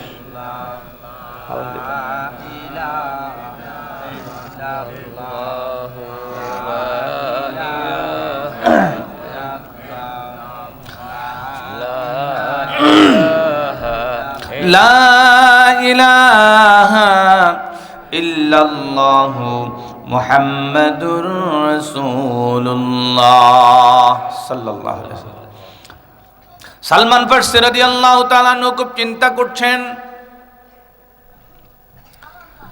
ওই গোলামের বাড়িতে যাওয়ার পরে তিনি যখন তার মনিবের বাড়িতে মোটা অঙ্কের টাকায় বিক্রি হয়ে গেছেন, সালমান ফারসি রাদিয়াল্লাহু তাআলা আনহু এবার মনটা খারাপ করে বাড়িতে কাজ করে, আর মানুষের কাছে বাড়ি বাড়ি ঘুরে বিভিন্ন জনকে জিজ্ঞাসা, মক্কা নাকি মুহাম্মদ আছে? এই মক্কা নাকি নাম আছে একজন মুহাম্মদ? হ্যাঁ আছে তো। কোথায়? তার থাকে কোথায়? অমুক জায়গায় অমুক জায়গায়। আমার ভাইয়ারা, তিনি কাজ করেন আর কাজ করেন, কাজ করতে করতে আস্তে আস্তে করে কাজ করে কিছু খেজুর একত্রিত করেছেন। করার পরে আস্তে আস্তে খেজুরগুলো একত্রিত করে নবী মুহাম্মদের দরবারে চলে গেছে। বলেন সুবহানাল্লাহ। মসজিদে নববীতে ঢুকে যেই মাত্র রসুলকে দেখেছে, শটান হয়ে একটানে রসুলের দিকে চায় রয়েছে। এই মুহাম্মদকে দেখার জন্য কত কষ্ট করলাম, রোম পারস্য ছেড়ে সিরিয়া পার হয়ে একের পর এক দেশ ত্যাগ করতে করতে করতে করতে মক্কা এসে আমি পড়ে গেলাম এক রাক্ষসের হাতে। আমি এখন গোলামি করতেছি। চোখের পানি তার ধার করে পড়ছে। আমার ভাইয়ারা, চোখের পানি ফেলতে ফেলতে তিনি পরিচয় দেয় না কেন মুহাম্মদের কাছে এসেছে। তিনি আস্তে আস্তে করে খেজুরগুলো নিয়ে বলে, হুজুর নেন এই খেজুরগুলো, আমি সৎকার খেজুর আমি পাইছিলাম, এটা আপনারে দিলাম, সৎকা করলাম আমি আপনারে। রসুল কয়, সৎকার খেজুর আনছো? সৎকা তো নবীরা খায় না, মুহাম্মদের জন্য সৎকা জায়েজ নাই। নাও এই সৎকা তোমারটি তোমার কাছে নাও, এই সৎকা নবীর জন্য জায়েজ নাই। সালমান ফারসি কই, কি রে ওই ফাদরিনা কইছে, যদি সৎকার জিনিস যদি গ্রহণ করে তাহলে সে নবী না, গ্রহণ না করলে নবী। সুবহানাল্লাহ বলবেন না? আমার ভাইয়েরা কিচ্ছু না বলে চলে গেছে। মনে খুব খুশি, মনে হয় পাইয়া লাইছি। সুবহানাল্লাহ কইতেন না? আরো জোরে কর না সুবহানাল্লাহ। পাইয়া লাইছি মনে হয়, খুশি। আবার চলে গেছে মনিবের দরবারে। কাজ করতে করতে করতে করতে আবার কিছু খেজুর একত্রিত হয়েছে। আবার খেজুরগুলো নিয়ে রসুলের দরবারে গিয়ে বলে, ওগো মুহাম্মদ নেন, আপনার জন্য হাদিয়া এনেছি। আমি একজন গোলাম, কাজ করে করে আমি যেই খেজুরগুলো পেয়েছি এগুলো আপনাকে হাদিয়া দিলাম। আল্লাহর নবীজি আবার খেজুরগুলো নেওয়ার পরে আল্লাহর হাবিব বললেন, তাহাবু তাহাদাউ। আল্লাহর নবীজি বললেন, হাদিয়া দেওয়াও সুন্নত, নেওয়াও সুন্নত। দাও, তুমি যেহেতু হাদিয়া এনেছো, দাও দাও আমার কাছে হাদিয়াগুলো দাও, আমি নবী গ্রহণ করলাম। সুবহানাল্লাহ। হাদিয়া গ্রহণ করছে, খুশি। সালমান ফারসি আবার আবেগ আর ধরে রাখতে পারে না, পাদ্রীর কথা মিলে গেছে। কয়, মুহাম্মদ মনে হয় আপনি সত্যি মুহাম্মদ, আপনি সত্য নবী। আমি এভাবে রোম পারস্যের বাসিন্দা, আমার বাড়ি ওখানে। আমি মা ছেড়েছি, আমি বাবা ছেড়েছি, আমি সহায় সম্পদ সব ছেড়ে দিয়েছি গো নবী। নবীজি আমি সব ছেড়ে দিয়েছি। চিন্তা করলাম আমি সত্যের সন্ধানে, সত্য ধর্মকে পাবার জন্য, ইসলামকে পাবার জন্য, আল্লাহকে পাবার জন্য নবী আমি সব ছেড়েছি। বাবা মা আমার উপরে চরম অত্যাচার করেছে, তাও ছেড়েছি। ওগো মুহাম্মদ, আমি সব ছেড়ে ছড়ে যখন আমি সিরিয়ার বাজারে মক্কায় আসার জন্য কাফেলা ধরেছি, কাফেলা আমার সব সম্পদ নিয়েছে। বিনা সম্পদে আমি কাফেলার কাছে মক্কায় ঢুকতে দেরি হলো, আর আমাকে গোলাম হিসেবে অমুকের কাছে বিক্রি করতে আমাকে দেরি করে নাই। নবীজির কাছে এই ঘটনা বলছেন, আর সাহাবী যার যার করে চোখের পানিগুলো ফেলছে।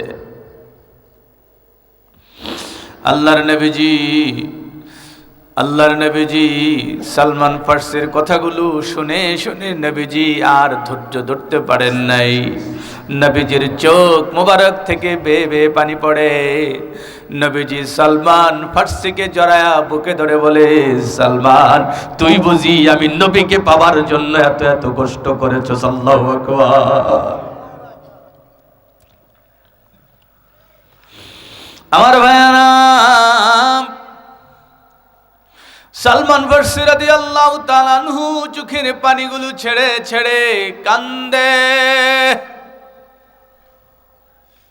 নবী গো, এই দিনটা দেখার জন্য, এই দিনটা পাবার জন্য, আপনাকে পাবার জন্য, আপনার সহবত পাবার জন্যই আমি এতদিন পর্যন্ত এত কষ্ট করেছি। নবী আজকে বুঝি আপনাকে পেলাম, আপনার বুকে মাথাও রাখলাম। নবী গো, আপনাকে পাওয়ার পরে, আপনার বুকে মাথা রাখার পরেও আমাকে এক্ষুনি চলে যেতে হবে, কারণ আমি আর একজনের গোলাম। নবীজি আবার কয়, সালমান তুই চিন্তা করিস না, আমি নবী যখন শুনতে পেরেছি, সালমান তুই যা যা যা, আমি যে কোনো উপায়ে হোক আমি তোকে সেখান থেকে, তোর গোলামির থেকে তোকে মুক্ত করে ফেলবো। আল্লাহু আকবার। চোখের পানি ছেড়ে ছেড়ে সালমান চলে যায়, নবীজিও চোখের পানি ছাড়ে। সালমান ফার্সি রাদিয়াল্লাহু তাআলা আনহু মনিবের বাড়িতে যায়, পিছন পিছন আল্লাহর নবীজি, নবীর সাহাবী হযরত আবু বকর ওমরকে পাঠিয়ে দিয়েছে, যাও যাও আবার সালমানকে তার মনিবের কাছ থেকে কিনে, এই গোলামের যত টাকা লাগুক, যত লাগুক সব দাও দিয়ে কিনে আমার সালমানকে তুমি আমার বুকে ফিরায় দাও। আল্লাহু আকবার। সঙ্গে সঙ্গে তারা পিছনে পিছনে গিয়েছে। আল্লাহর হাবিব সাল্লাল্লাহু আলাইহি সাল্লাম পাঠিয়েছে, তারা গিয়ে বলছে সালমান ফার্সিকে বিক্রি করে দাও, আমরা নিতে চাই। তোমাদেরকে কে পাঠিয়েছে? কয় মুহাম্মদ সাল্লাল্লাহু আলাইহি সাল্লাম। কয় বুঝছি, মুহাম্মদের কাছে যেতে চায়, সে ইসলাম ধর্ম পালন করবে, আমি তাকে বিক্রি করব না। কি কয়? সালমানকে আমি বিক্রি করব না। গিয়ে বলে দাও মুহাম্মদকে আমি বিক্রি করতে চাই না, আমার গোলাম আমারই থাকবে, আমি বিক্রি করব না। হযরত আবু বকর ওমর ফিরে আসছে, মন খুব খারাপ। সালমান তো দেদারে কাঁদতেছে। রসুলের ভালোবাসা একবার যে পেয়েছে সে কি আর মানতে পারে? কথা বলেন না। রসুলের ভালোবাসা একবার যে পেয়েছে তার কি আর মানতে পারে? সে তো কলিজা দিয়ে দেয়, জীবন দিয়ে দেয়, রক্ত দেয়, সে শহীদ হয়ে যায়। আল্লাহু আকবার। পাগল দেওয়ানা হয়েছি আমি, নবীর প্রেমে পাগল হয়েছি। আমি পাগল দেওয়ানা হয়েছি, আমি নবীর প্রেমে পাগল হয়েছি। নবী যে আমার জানের জান,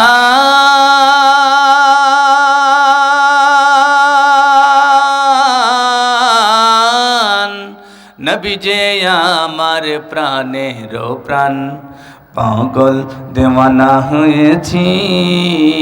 বলেন, সবাই বলেন, পাগল দেওয়ানা হয়েছি, আমি নবীর প্রেমে পাগল হয়েছি। পাগল, বলেন সবাই বলেন, আওয়াজ গলা ছেড়ে বলেন না। পাগল দেওয়ানা হয়েছি, আমি নবীর প্রেমে পাগল হয়েছি।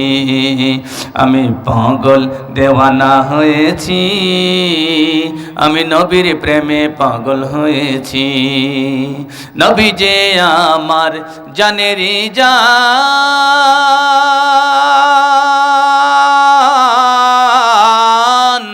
নবী যে আমার প্রাণের প্রাণ, পাগল দেওয়ানা হয়েছি, আমি নবীর প্রেমে পাগল হয়েছি। পাগল, বলেন আপনারা কোন, পাগল দেওয়ানা হয়েছি, আমি নবীর প্রেমে পাগল হয়েছি। পাগল দেওয়ানা হয়েছি, আমি নবীর প্রেমে পাগল হয়েছি। পাগল হতে রাজি আছেন তো? সালমান ফারসি রাদিয়াল্লাহু তাআলা আনহু পাগল হয়ে গেছে নবীর জন্য, নবীকে পাওয়ার জন্য চিৎকার করে কাঁদে। সালমান ফারসিকে মুক্ত করতে না পেরে আবু বকর ওমর যখন নবীজির দরবারে ফিরেছে, নবীজি এবার বললেন, সালমান ফারসি রে, যত টাকা লাগুক, যত কিছু লাগুক, আমি নবী বললাম যত কিছুই লাগুক তাকে মুক্ত করে আনতে হবে। এ কথা বলার পরে আবার যখন আবু বকর ওমর গিয়েছে, ওই বেদুইন সালমান ফারসিকে মুক্ত করার জন্য একটা শর্ত দিছে। কয়টা শর্ত? একটা শর্ত দিছে, কয় 600 খেজুর গাছ, খেজুরের বিচি আমি মুহাম্মদকে দিব, আর মুহাম্মদ মাটিতে লাগাবে, লাগানোর সঙ্গে সঙ্গে 600 খেজুরের গাছ থেকে মুহাম্মদ এখানে লাগাবে, দ্বিতীয়টা লাগানোর সঙ্গে সঙ্গে প্রথমটা গাছ উঠবে, তৃতীয়টা লাগাবে, দ্বিতীয়টা গাছ উঠবে, এভাবে 600 খেজুর গাছ লাগাবে। যদি 600টা খেজুর গাছ যদি সঙ্গে সঙ্গে উঠে, তাইলে আমি তোমাকে মুক্ত করবো, নাইলে আমি তোমাকে ছাড়বো না। আচ্ছা, এটা কি সম্ভব? হে ভাই, কথা খেয়াল করেন, এটা সম্ভব? হ্যাঁ, এটা কোনোদিনও সম্ভব না। আমাদের দামাকে সম্ভব? আমার ভাইয়ারা, আল্লাহর নবীজির কাছে আবু বকর ওমর গিয়ে বলে, ইয়া রাসূলুল্লাহ, ইয়া হাবিবাল্লাহ, ওই সালমান ফারসির মনি তিনি তো এই শর্ত দিয়েছে, আপনি 600 খেজুরের বিচি লাগাবেন আর এখান থেকে গাছ উঠবে, সঙ্গে সঙ্গে যদি গাছ ওঠে তাহলে আপনাকে মুক্ত করা হবে, সালমানকে মুক্ত করে দিবে। আল্লাহ নবীকে আমি রাজি। সুবহানাল্লাহ কইতেন না? রসুল কয় 600 গাছ লাগাবো, গাছ উঠবে, আমার সালমানকে মুক্ত করবে, আমি নবীর রাজি। তারপরও আমি আমার সালমানকে মুক্ত করে, ওখান থেকে গোলামির থেকে মুক্ত করে আমি আমার রসুলের কবজায় নিয়ে আসবো। আল্লাহু আকবার। রসুলের প্রেম থাকলে তো এমনই হয়, কি কন? কথা বলেন না কেন ভাই? আমার ভাইয়ের, আল্লাহর নবীজি প্রস্তুত। ওই বদের হাড্ডি তো ইহুদির বাচ্চা, বদের হাড্ডি। এই বদ কি করছে? খেজুরের বিচিগুলোকে কড়াইয়ের ভিতরে দিয়ে এগুলোর বাজ্জা লাইছে। নাউজুবিল্লাহ কইতেন না? কি করছে? খেজুরের বিচিটিরে বাজ্জা, শয়তানি বুদ্ধি মাথার ভিতরে। কয় মুহাম্মদ তো নবী, আমরা চিনি, খেজুরের গাছ লাগাইব, মুহাম্মদের যে খোদা, লাগানোর লগে লগে গাছ কিন্তু উঠে যাকিব, তে সালমানটা লইয়াও যাকিব। এটা কাম করি গীতা, আবার সুগুসুগুসুড়ে বেচালিস বাচ্চাটা সিদ্ধ করেছে যাতে আর গাছ না ওঠে।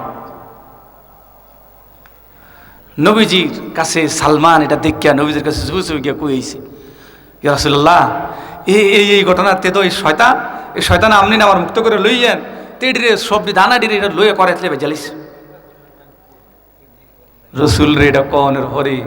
রসুল ওকে, সালমান যাও, তুমি যাও, চিন্তা করো না, আল্লাহ ভরসা, দিন তারিখ ঠিক করতে কও তারে, আমি মোহাম্মদ এর পরেও লাগাইম। সুবহানাল্লাহ কইতেন না? আর জোরে কর না, সুবহানাল্লাহ কর না। এত আস্তে সুবহানাল্লাহ লইব।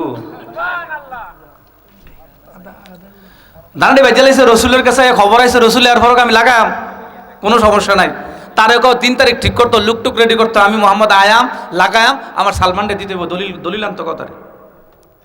হ্যাঁ তিনি মনে করছে কেউ তো জানে না খবর, হ্যাঁ তো বাজ্যা টিজা রাখছে, মনে করছে গাছকে উঠবো নি, বাজ্যালাই স্যার গাছ উঠবো করতে। হ্যাঁ তিনি আবার সুন্দর করে কাগজ টাগজ করে কইছে হ্যাঁ ঠিক আছে, যদি আবার মোহাম্মদ আইব 600 গাছ লাগাইবো, গাছ উঠলে আমি তার মুক্ত করে দেম, যাও। সইটই দিছে, স্টাম্প টিস্টাম্প হয়েছে, সব কিছু হয়েছে, লুকটুক রেডি করছে। তো মোহাম্মদ সাল্লাহ সাল্লাম যখন আসা শুরু করছে, তার দিলের ভিতরে বাইরে না জানি উঠেছে গিয়া, না জানি উঠেছে গিয়া, সোমানাল্লাহ কইতেন না, এটা তো নবী, এটা তো মোহাম্মদ, বাজলে ভাবছি আর কি, না জানি বাজা বাড়ি উঠেছে গিয়া, কখন জানা তো টেনশন, এরকম করতে আসতেন। সব কিছু কইরা যখন আইএসএসের কাছে কয় না হইতো না, কই কিতা, কার একটা শর্ত আছে, কিতা, কয় আমার 600টা খেজুর গাছ দেওয়ান লাগবে। ওই বদরাটি বললাম না, শয়তান বুঝালাইছে। কারণ মোহাম্মদ যদি ধরে কি কর, আমার রসুলের চাঁদের দিকে চাইয়া, রসুল ছোট্টবেলায় যখন কোলের ভিতরে, রসুল খেলবে কার সাথে, রসুল খেলবে কার সাথে, আমার আল্লাহ রব্বুল আলামিন চাঁদকে বলেছেন, এই চাঁদ তুই আমার মুহাম্মদের সাথে খেলবি, আমার নবীর সাথে খেলবি। নবী ছোট্টবেলায় যখন চিত হয়ে শুয়ে আছে, চাঁদ এসে নবীর সাথে হাসে, মুহাম্মদ সাল্লাল্লাহু আলাইহি সাল্লাম হাত তুলে চাঁদকে যখন ইশারা দিছে, চাঁদ 2 খণ্ডিত হয়ে গেছে। আল্লাহু আকবার। আমার রসুল তো সেই রসুল, আমার নবী তো সেই নবী, আমার নবীর চাইতে বড় নবী, আমার নবীর চাইতে মুজিজাওয়ালা নবী পৃথিবীতে আর একটাও আসে নাই। সুবহানাল্লাহ বলবেন না? রসুলের জন্য মরা খেজুর গাছ কাঁদে নাই? কথা কন না কেন? উস্তুনে হান্নানা কাঁদে নাই? রসুল মরা খেজুর গাছে বসছে, সেই গাছে বসার বেদনা নিয়ে রসুল প্রেমে সেই খেজুর গাছ পর্যন্ত কাঁদতে বাধ্য হয়েছে, চিৎকার করে করে কেঁদেছে, সবাই চিৎকার শুনেছে। আল্লাহু আকবার বলবেন না? আমার রসুলের থুতু মুবারক, সাহাবাই কেরাম যুদ্ধের ময়দানে গিয়েছে, কূপের ভিতরে ময়লা পানি, এই ময়লা পানি কিভাবে খাবে রসুলকে বলার সঙ্গে সঙ্গে রসুল গিয়েছে, মুখ থেকে একটু থুতু মুবারক থু করে ফেলেছে, আর এই পানি মিষ্ট পানিতে পরিণত হয়ে গেছে। আল্লাহু আকবার। তিনি তো আমার সেই নবী। আল্লাহ রাব্বুল আলামিন রসুলকে দুনিয়ায় প্রেরণ করার পরে কোরআনের ভিতরে স্পষ্ট করে ঘোষণা করলেন, ওয়ামা আরসালনাকা ইল্লা রাহমাতাল লিল আলামিন।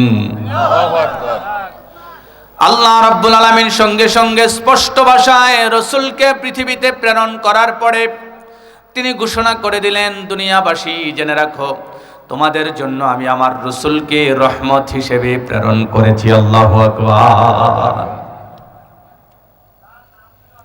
আল্লাহর হাবিব সাল্লাল্লাহু আলাইহি সাল্লামকে যখন এই শর্ত দিয়েছে, আল্লাহর নবীজি সকল শর্ত মানতে রাজি, কারণ নবীজির আশেক, নবীজির প্রেমিক, নবীজিকে খুশ করেছে, দেশ ছেড়েছে, বাড়ি ছেড়েছে, মা ছেড়েছে, বাবা ছেড়েছে, সব ছেড়ে নবীজির কাছে আশ্রয়ের জন্য এসেছে। নবীজি তাকে আশ্রয় দেবেন। নবীজি দিন তারিখ ঠিক করে সকলকে নিয়ে গেলেন। সর্বপ্রথম শর্ত হলো, সিদ্ধ করা ভাজা খেজুরের বিচি নবীজি লাগাবে আর গাছ উঠবে। একটা গাছও যদি মিস হয় তাহলে সালমানকে মুক্ত করা হবে না। এই শর্ত নবীজি মেনেছেন। মানার পরে নবীজি একটা একটা একটা একটা করে শত শত মানুষের সামনে নবীজি 600 খেজুর গাছ লাগিয়েছেন। সঙ্গে সঙ্গে খেজুর গাছগুলো ওঠা শুরু করেছে। আল্লাহু আকবার। সমস্ত কাফেরেরা একত্রিত।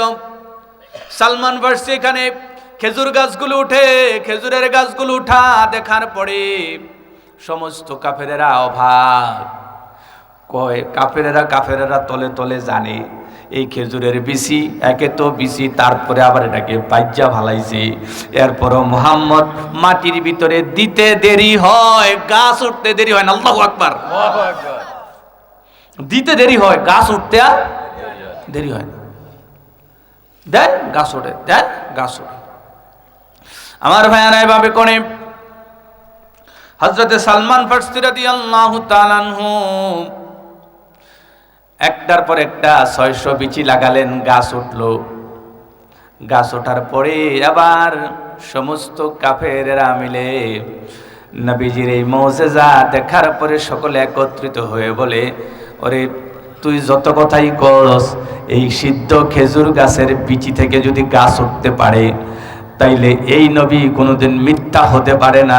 আমরা সকলে মিলে মুহাম্মদের উপরে কালেমা পড়লাম, মুহাম্মদের ধর্মের উপরে কালেমা পড়লাম, ঈমান আনলাম, সকলে পড়লাম লা ইলাহা ইল্লাল্লাহু মুহাম্মাদুর রাসূলুল্লাহ সাল্লাল্লাহু।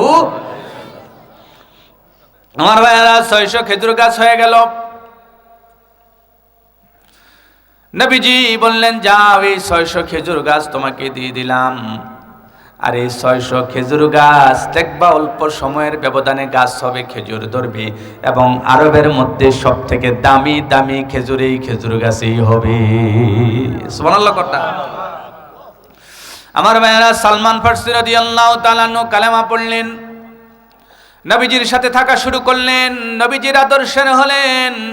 সর্বশেষ আল্লাহর নবীজি সালমান ফারসিকে বললেন, সালমান তুমি গোলাম হয়ে থাকার জন্য এখানে আসো নাই, তুমি যেহেতু ইসলামে আসছো, খেয়ারুহুম ফিল জাহিলিয়াতি খেয়ারুহুম ফিল ইসলাম, ইসলাম তোমাকে মূল্যায়ন করবে। যাও যাও, তোমাকে আজকের পর থেকে কুফা নগরীর বাদশা তোমাকে আমি নবী বানায়া দিলাম। বলেন আল্লাহু আকবার।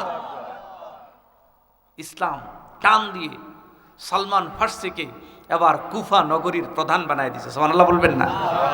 রাসূল এখান থেকে আইনা কুফা নগরীর দায়িত্ব দিয়ে দিছে, আজকের পর থেকে কুফার প্রধান তুমি, ওখানে তুমি ইসলামের দাওয়াত দিবা, মানুষকে ইসলামের পক্ষে ইসলামের পথে কথা বলতে থাকবে। সুবহানাল্লাহ বলবেন না?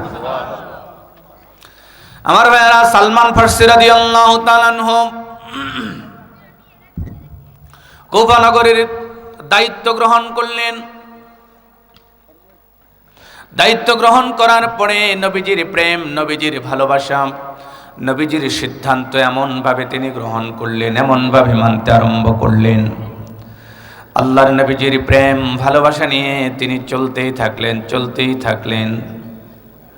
আমার ভাইয়ারা, সালমান ফারসি অনেক বেশি বুড়া হয়ে গেছেন।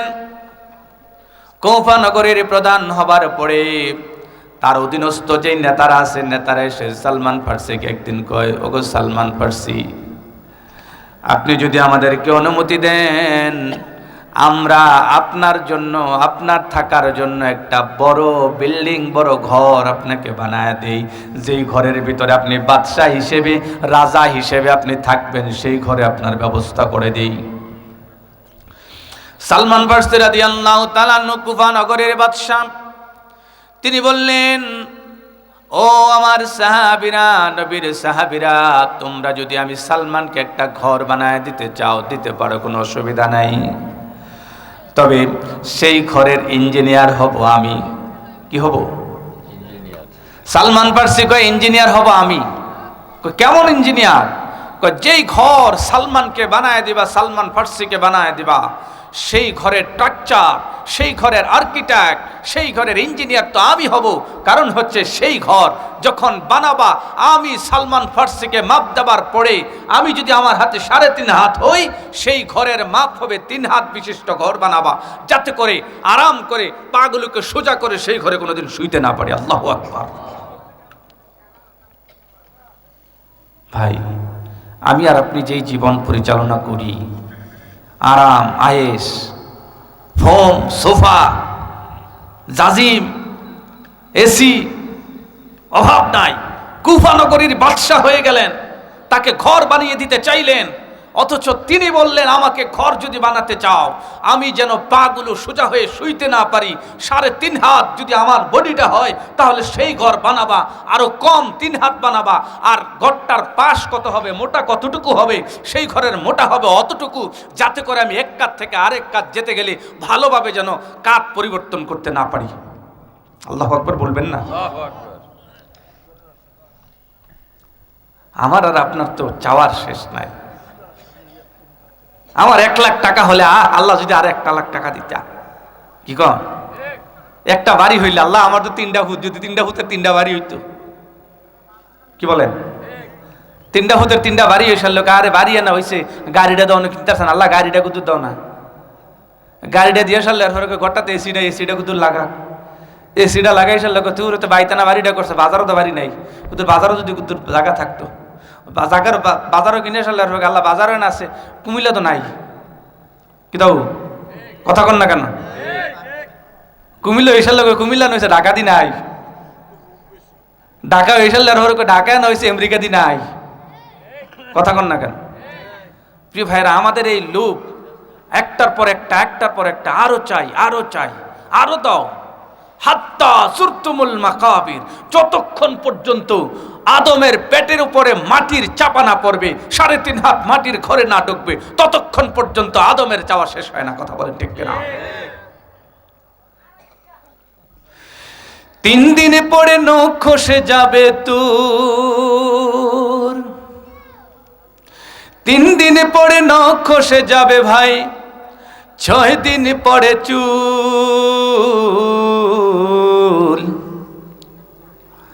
কবর গাহের সামান নিতে কহির না কেউ ভুল, কবর জায়গা ভালো নয়, কবর জায়গা ভালো নয়, কবর জায়গা ভালো নয়, আমল দিয়ে কবর গৃহ সাজিয়ে নিতে হয়, কবর জায়গা ভালো নয়,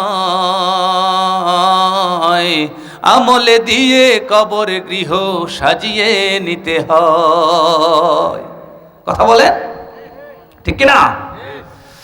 3 দিনে পরে নখ খসে যাবে তোর, 6 দিন পরে চুল, কবর গাহের সামান নিতে কহির না কেউ ভুল, কবর জায়গা ভালো নয়, কবর জায়গা ভালো নয়, আমল দিয়ে কবর গৃহ সাজিয়ে নিতে হয়, ভাইরে আমল দিয়ে কবর গৃহ সাজিয়ে নিতে হয়।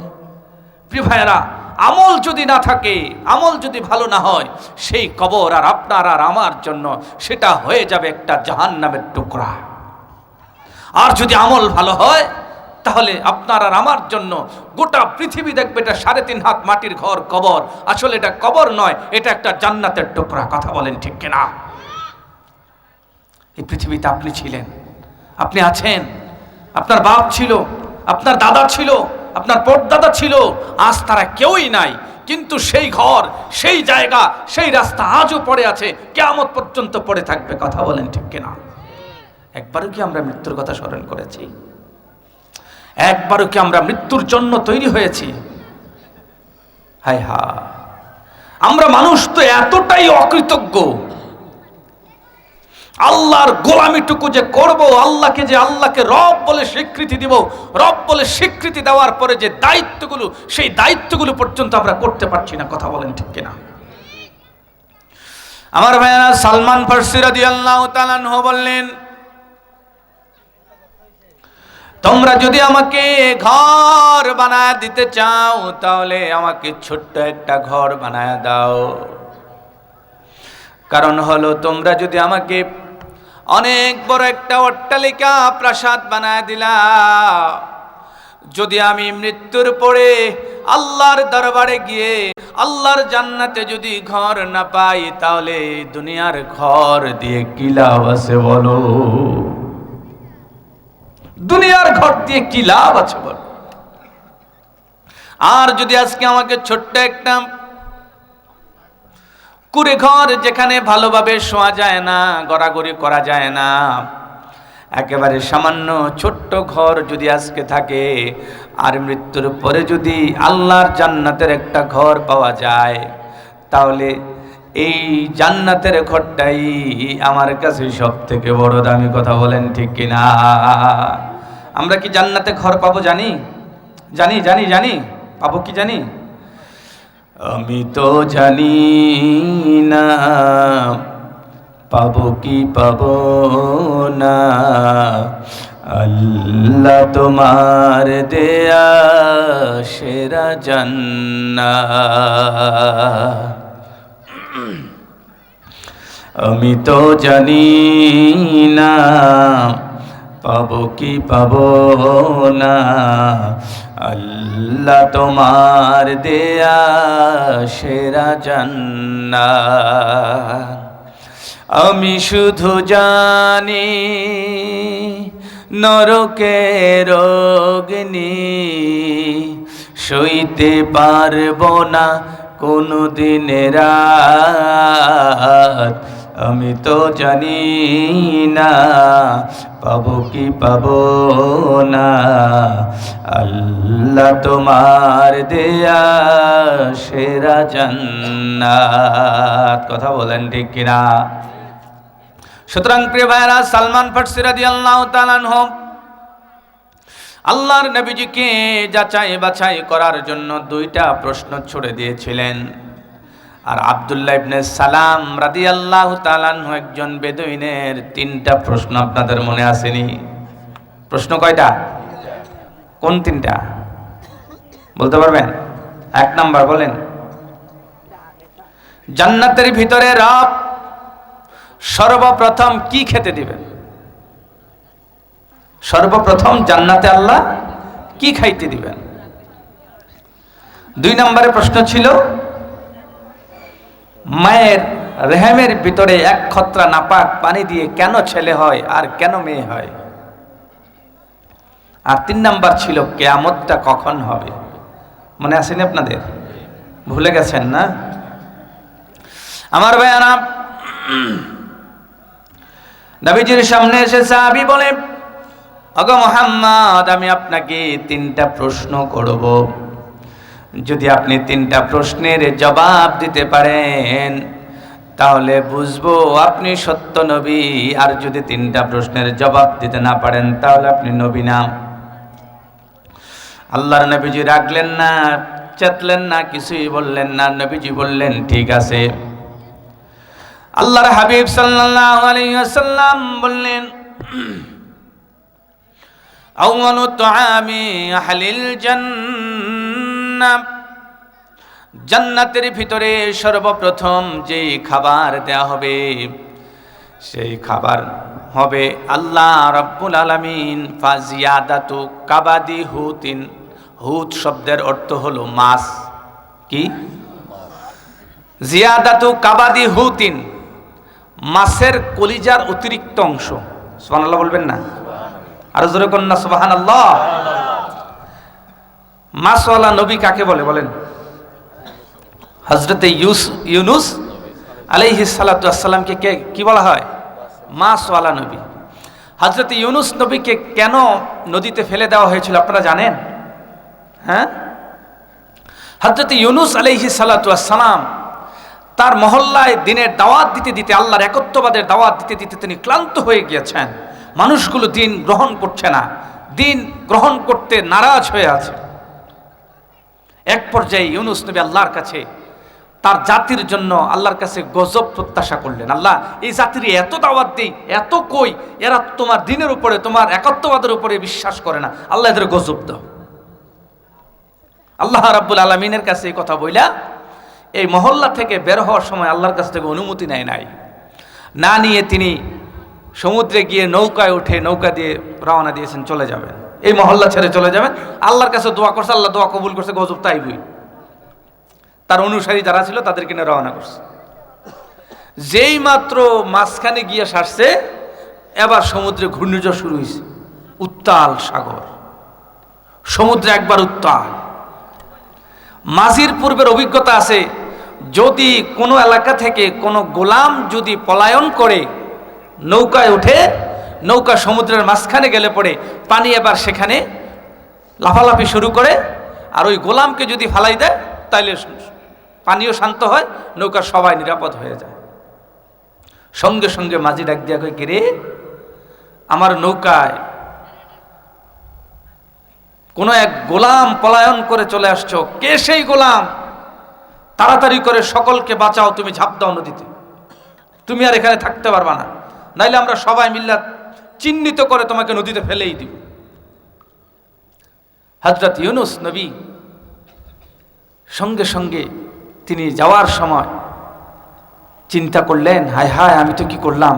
আমি বা বের হওয়ার সময় বিসমিল্লাহি তাওয়াক্কাল আলাল্লাহ, ইনশাআল্লাহ, লা হাওলা ওয়ালা কুওয়াতা ইল্লা বিল্লাহ, কিচ্ছু বললাম না, আল্লাহর অনুমতিও নিলাম না। আমি তো আল্লাহর গোলাম, আল্লাহর গোলাম, আল্লাহ আমার গোলামি দিয়ে ভাড়াইছে, এই এলাকার থেকে আমি তো পলায়ন করতেছি, আমি ছাড়া তো আর কেউ নাই জানে।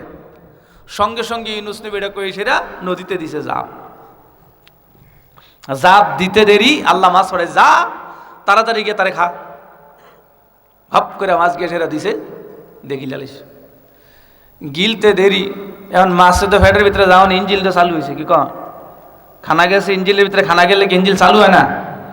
এবার ইঞ্জিল চালু হয়ে ওটা হজম করার চেষ্টা করতেছে, ইউনুস নবীরে হজম করার চেষ্টা। আল্লাহ উপর থেকে গেছে, মাছ সাবধান, এটা আমার বন্ধু, আমার অনুমতি ছাড়া আমার রাজ্য থেকে বের হয়েছে, আল্লাহকে কিন্তু শাস্তি দানোর লেগে নদী থালাইছি, তোর ভয়টাও এটারে নিরাপদ রাখ, কিচ্ছু করিস না। সুবহানাল্লাহ কইতেন না? একটু জোরে কর না সুবহানাল্লাহ। সঙ্গে সঙ্গে ইউনুস নবী ওখানে যাবার পরে, ইউনুস নবী ওখানে ঢোকার পরেও তিনি চিন্তা করলেন, হায় হায়, নামাজের সময় মনে হয় হয়ে গেছে, আমাকে তো নামাজ পড়া দরকার। ফাবাতনাল হুতি মসজিদা, তিনি সঙ্গে সঙ্গে মাছের পেটকে মসজিদ বানায়া তিনি সেখানে আল্লাহু আকবার বলে নামাজ শুরু করে দিয়েছে। আল্লাহু আকবার। কোরআনে আছে, কোরআনের কথা বলছি, কোরআনের ঘটনা। বাতনাল হুতে মসজিদা, পেটকে মসজিদ বানাইলিস, মাছের পেটকে মসজিদ বানায়া তিনি পাগুলো শটান করে দিয়া তিনি সেখানেও নামাজ পড়া শুরু করেছে। সুবহানাল্লাহ বলবেন না? আল্লাহ কয়জন? আরো জোরে কর না, কয়জন? কয়জন? আল্লাহ আছে না নাই? এখন আসেনি, আমাদেরকে দেখেনি, আমাদের কথা শোনেনি, শোনে শুনে। আমার ভাইয়ারা,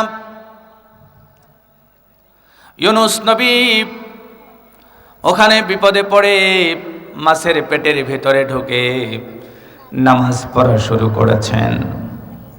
নামাজটা দেখার পরে রব্বুল আলামিন অনেক বেশি খুশি হয়েছেন। সঙ্গে সঙ্গে আমার আল্লাহ জিব্রাইলকে পাঠায়া দোয়া শেখায়া দিয়েছেন। রব্বানা যালামনা, বলেন, আনফুসানা ওয়া ইল্লাম তাগফির লানা ওয়া তারহামনা লানাকুনান্না মিনাল খাসিরিন।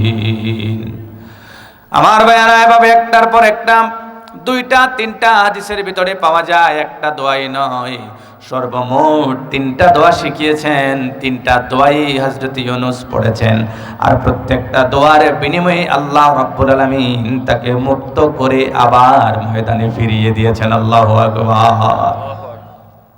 আমার ভাইয়ারা, রবের একত্ববাদের ঘোষণা হযরত ইউনুস আলাইহিস সালাতু ওয়াস সালামের সময়ে যখন হযরতে মূসা আলাইহিস সালাতু ওয়াস সালামের কাছে যখন জিবরাইল আমিন আসতেন, যেই ঘোড়া দিয়ে চলতেন, যেই ঘোড়া দিয়ে চলার সময় ঘোড়ার পায়ের নিচ থেকে কিছু মাটি সামিরি নামক এক জাদুকর সংগ্রহ করেছে। তার নাম কি? সামিরি। সামিরি শয়তান জাদুকর কিছু ঘোড়ার পায়ের নিচের মাটি সংগ্রহ করে তিনি তার দরবারে গিয়ে, মূসা যখন তুর পর্বতে আল্লাহর সাথে কথা বলতে গেছে, এটা নির্দিষ্ট সময় নিয়ে, হারুন আলাইহিস সালাতু ওয়াস সালাম তখন এখানে ছিলেন। হারুন আলাইহিস সালাম একটু দুর্বল প্রকৃতির ছিলেন, তিনি একটু নরম মেজাজের ছিলেন। যখন চলে গেছে, যাওয়ার পরে হযরতে মূসা আলাইহিস সালাতু ওয়াস সালাম যখন আসছেন, আসার পরে দেখে ওই সামিরি নামক জাদুকর তে কি করছে, মাটি দিয়া একটা গরু বানাইয়া এই গরুর পেটের ভিতরে ওই জিবরাইল আলাইহিস সালামের ঘোড়ার পায়ের নিচের মাটি ভিতরে দিছে, দিয়ে আবার যদি এটা ফুসা দেয়, এই ফুসা দেয় তো গরু কয় ম্যা, গরু কয় ব্যা, গরু কয় কি ব্যা। দেন ভাই দেন, হুজুর আসতে যাতে তাকবীর দেন।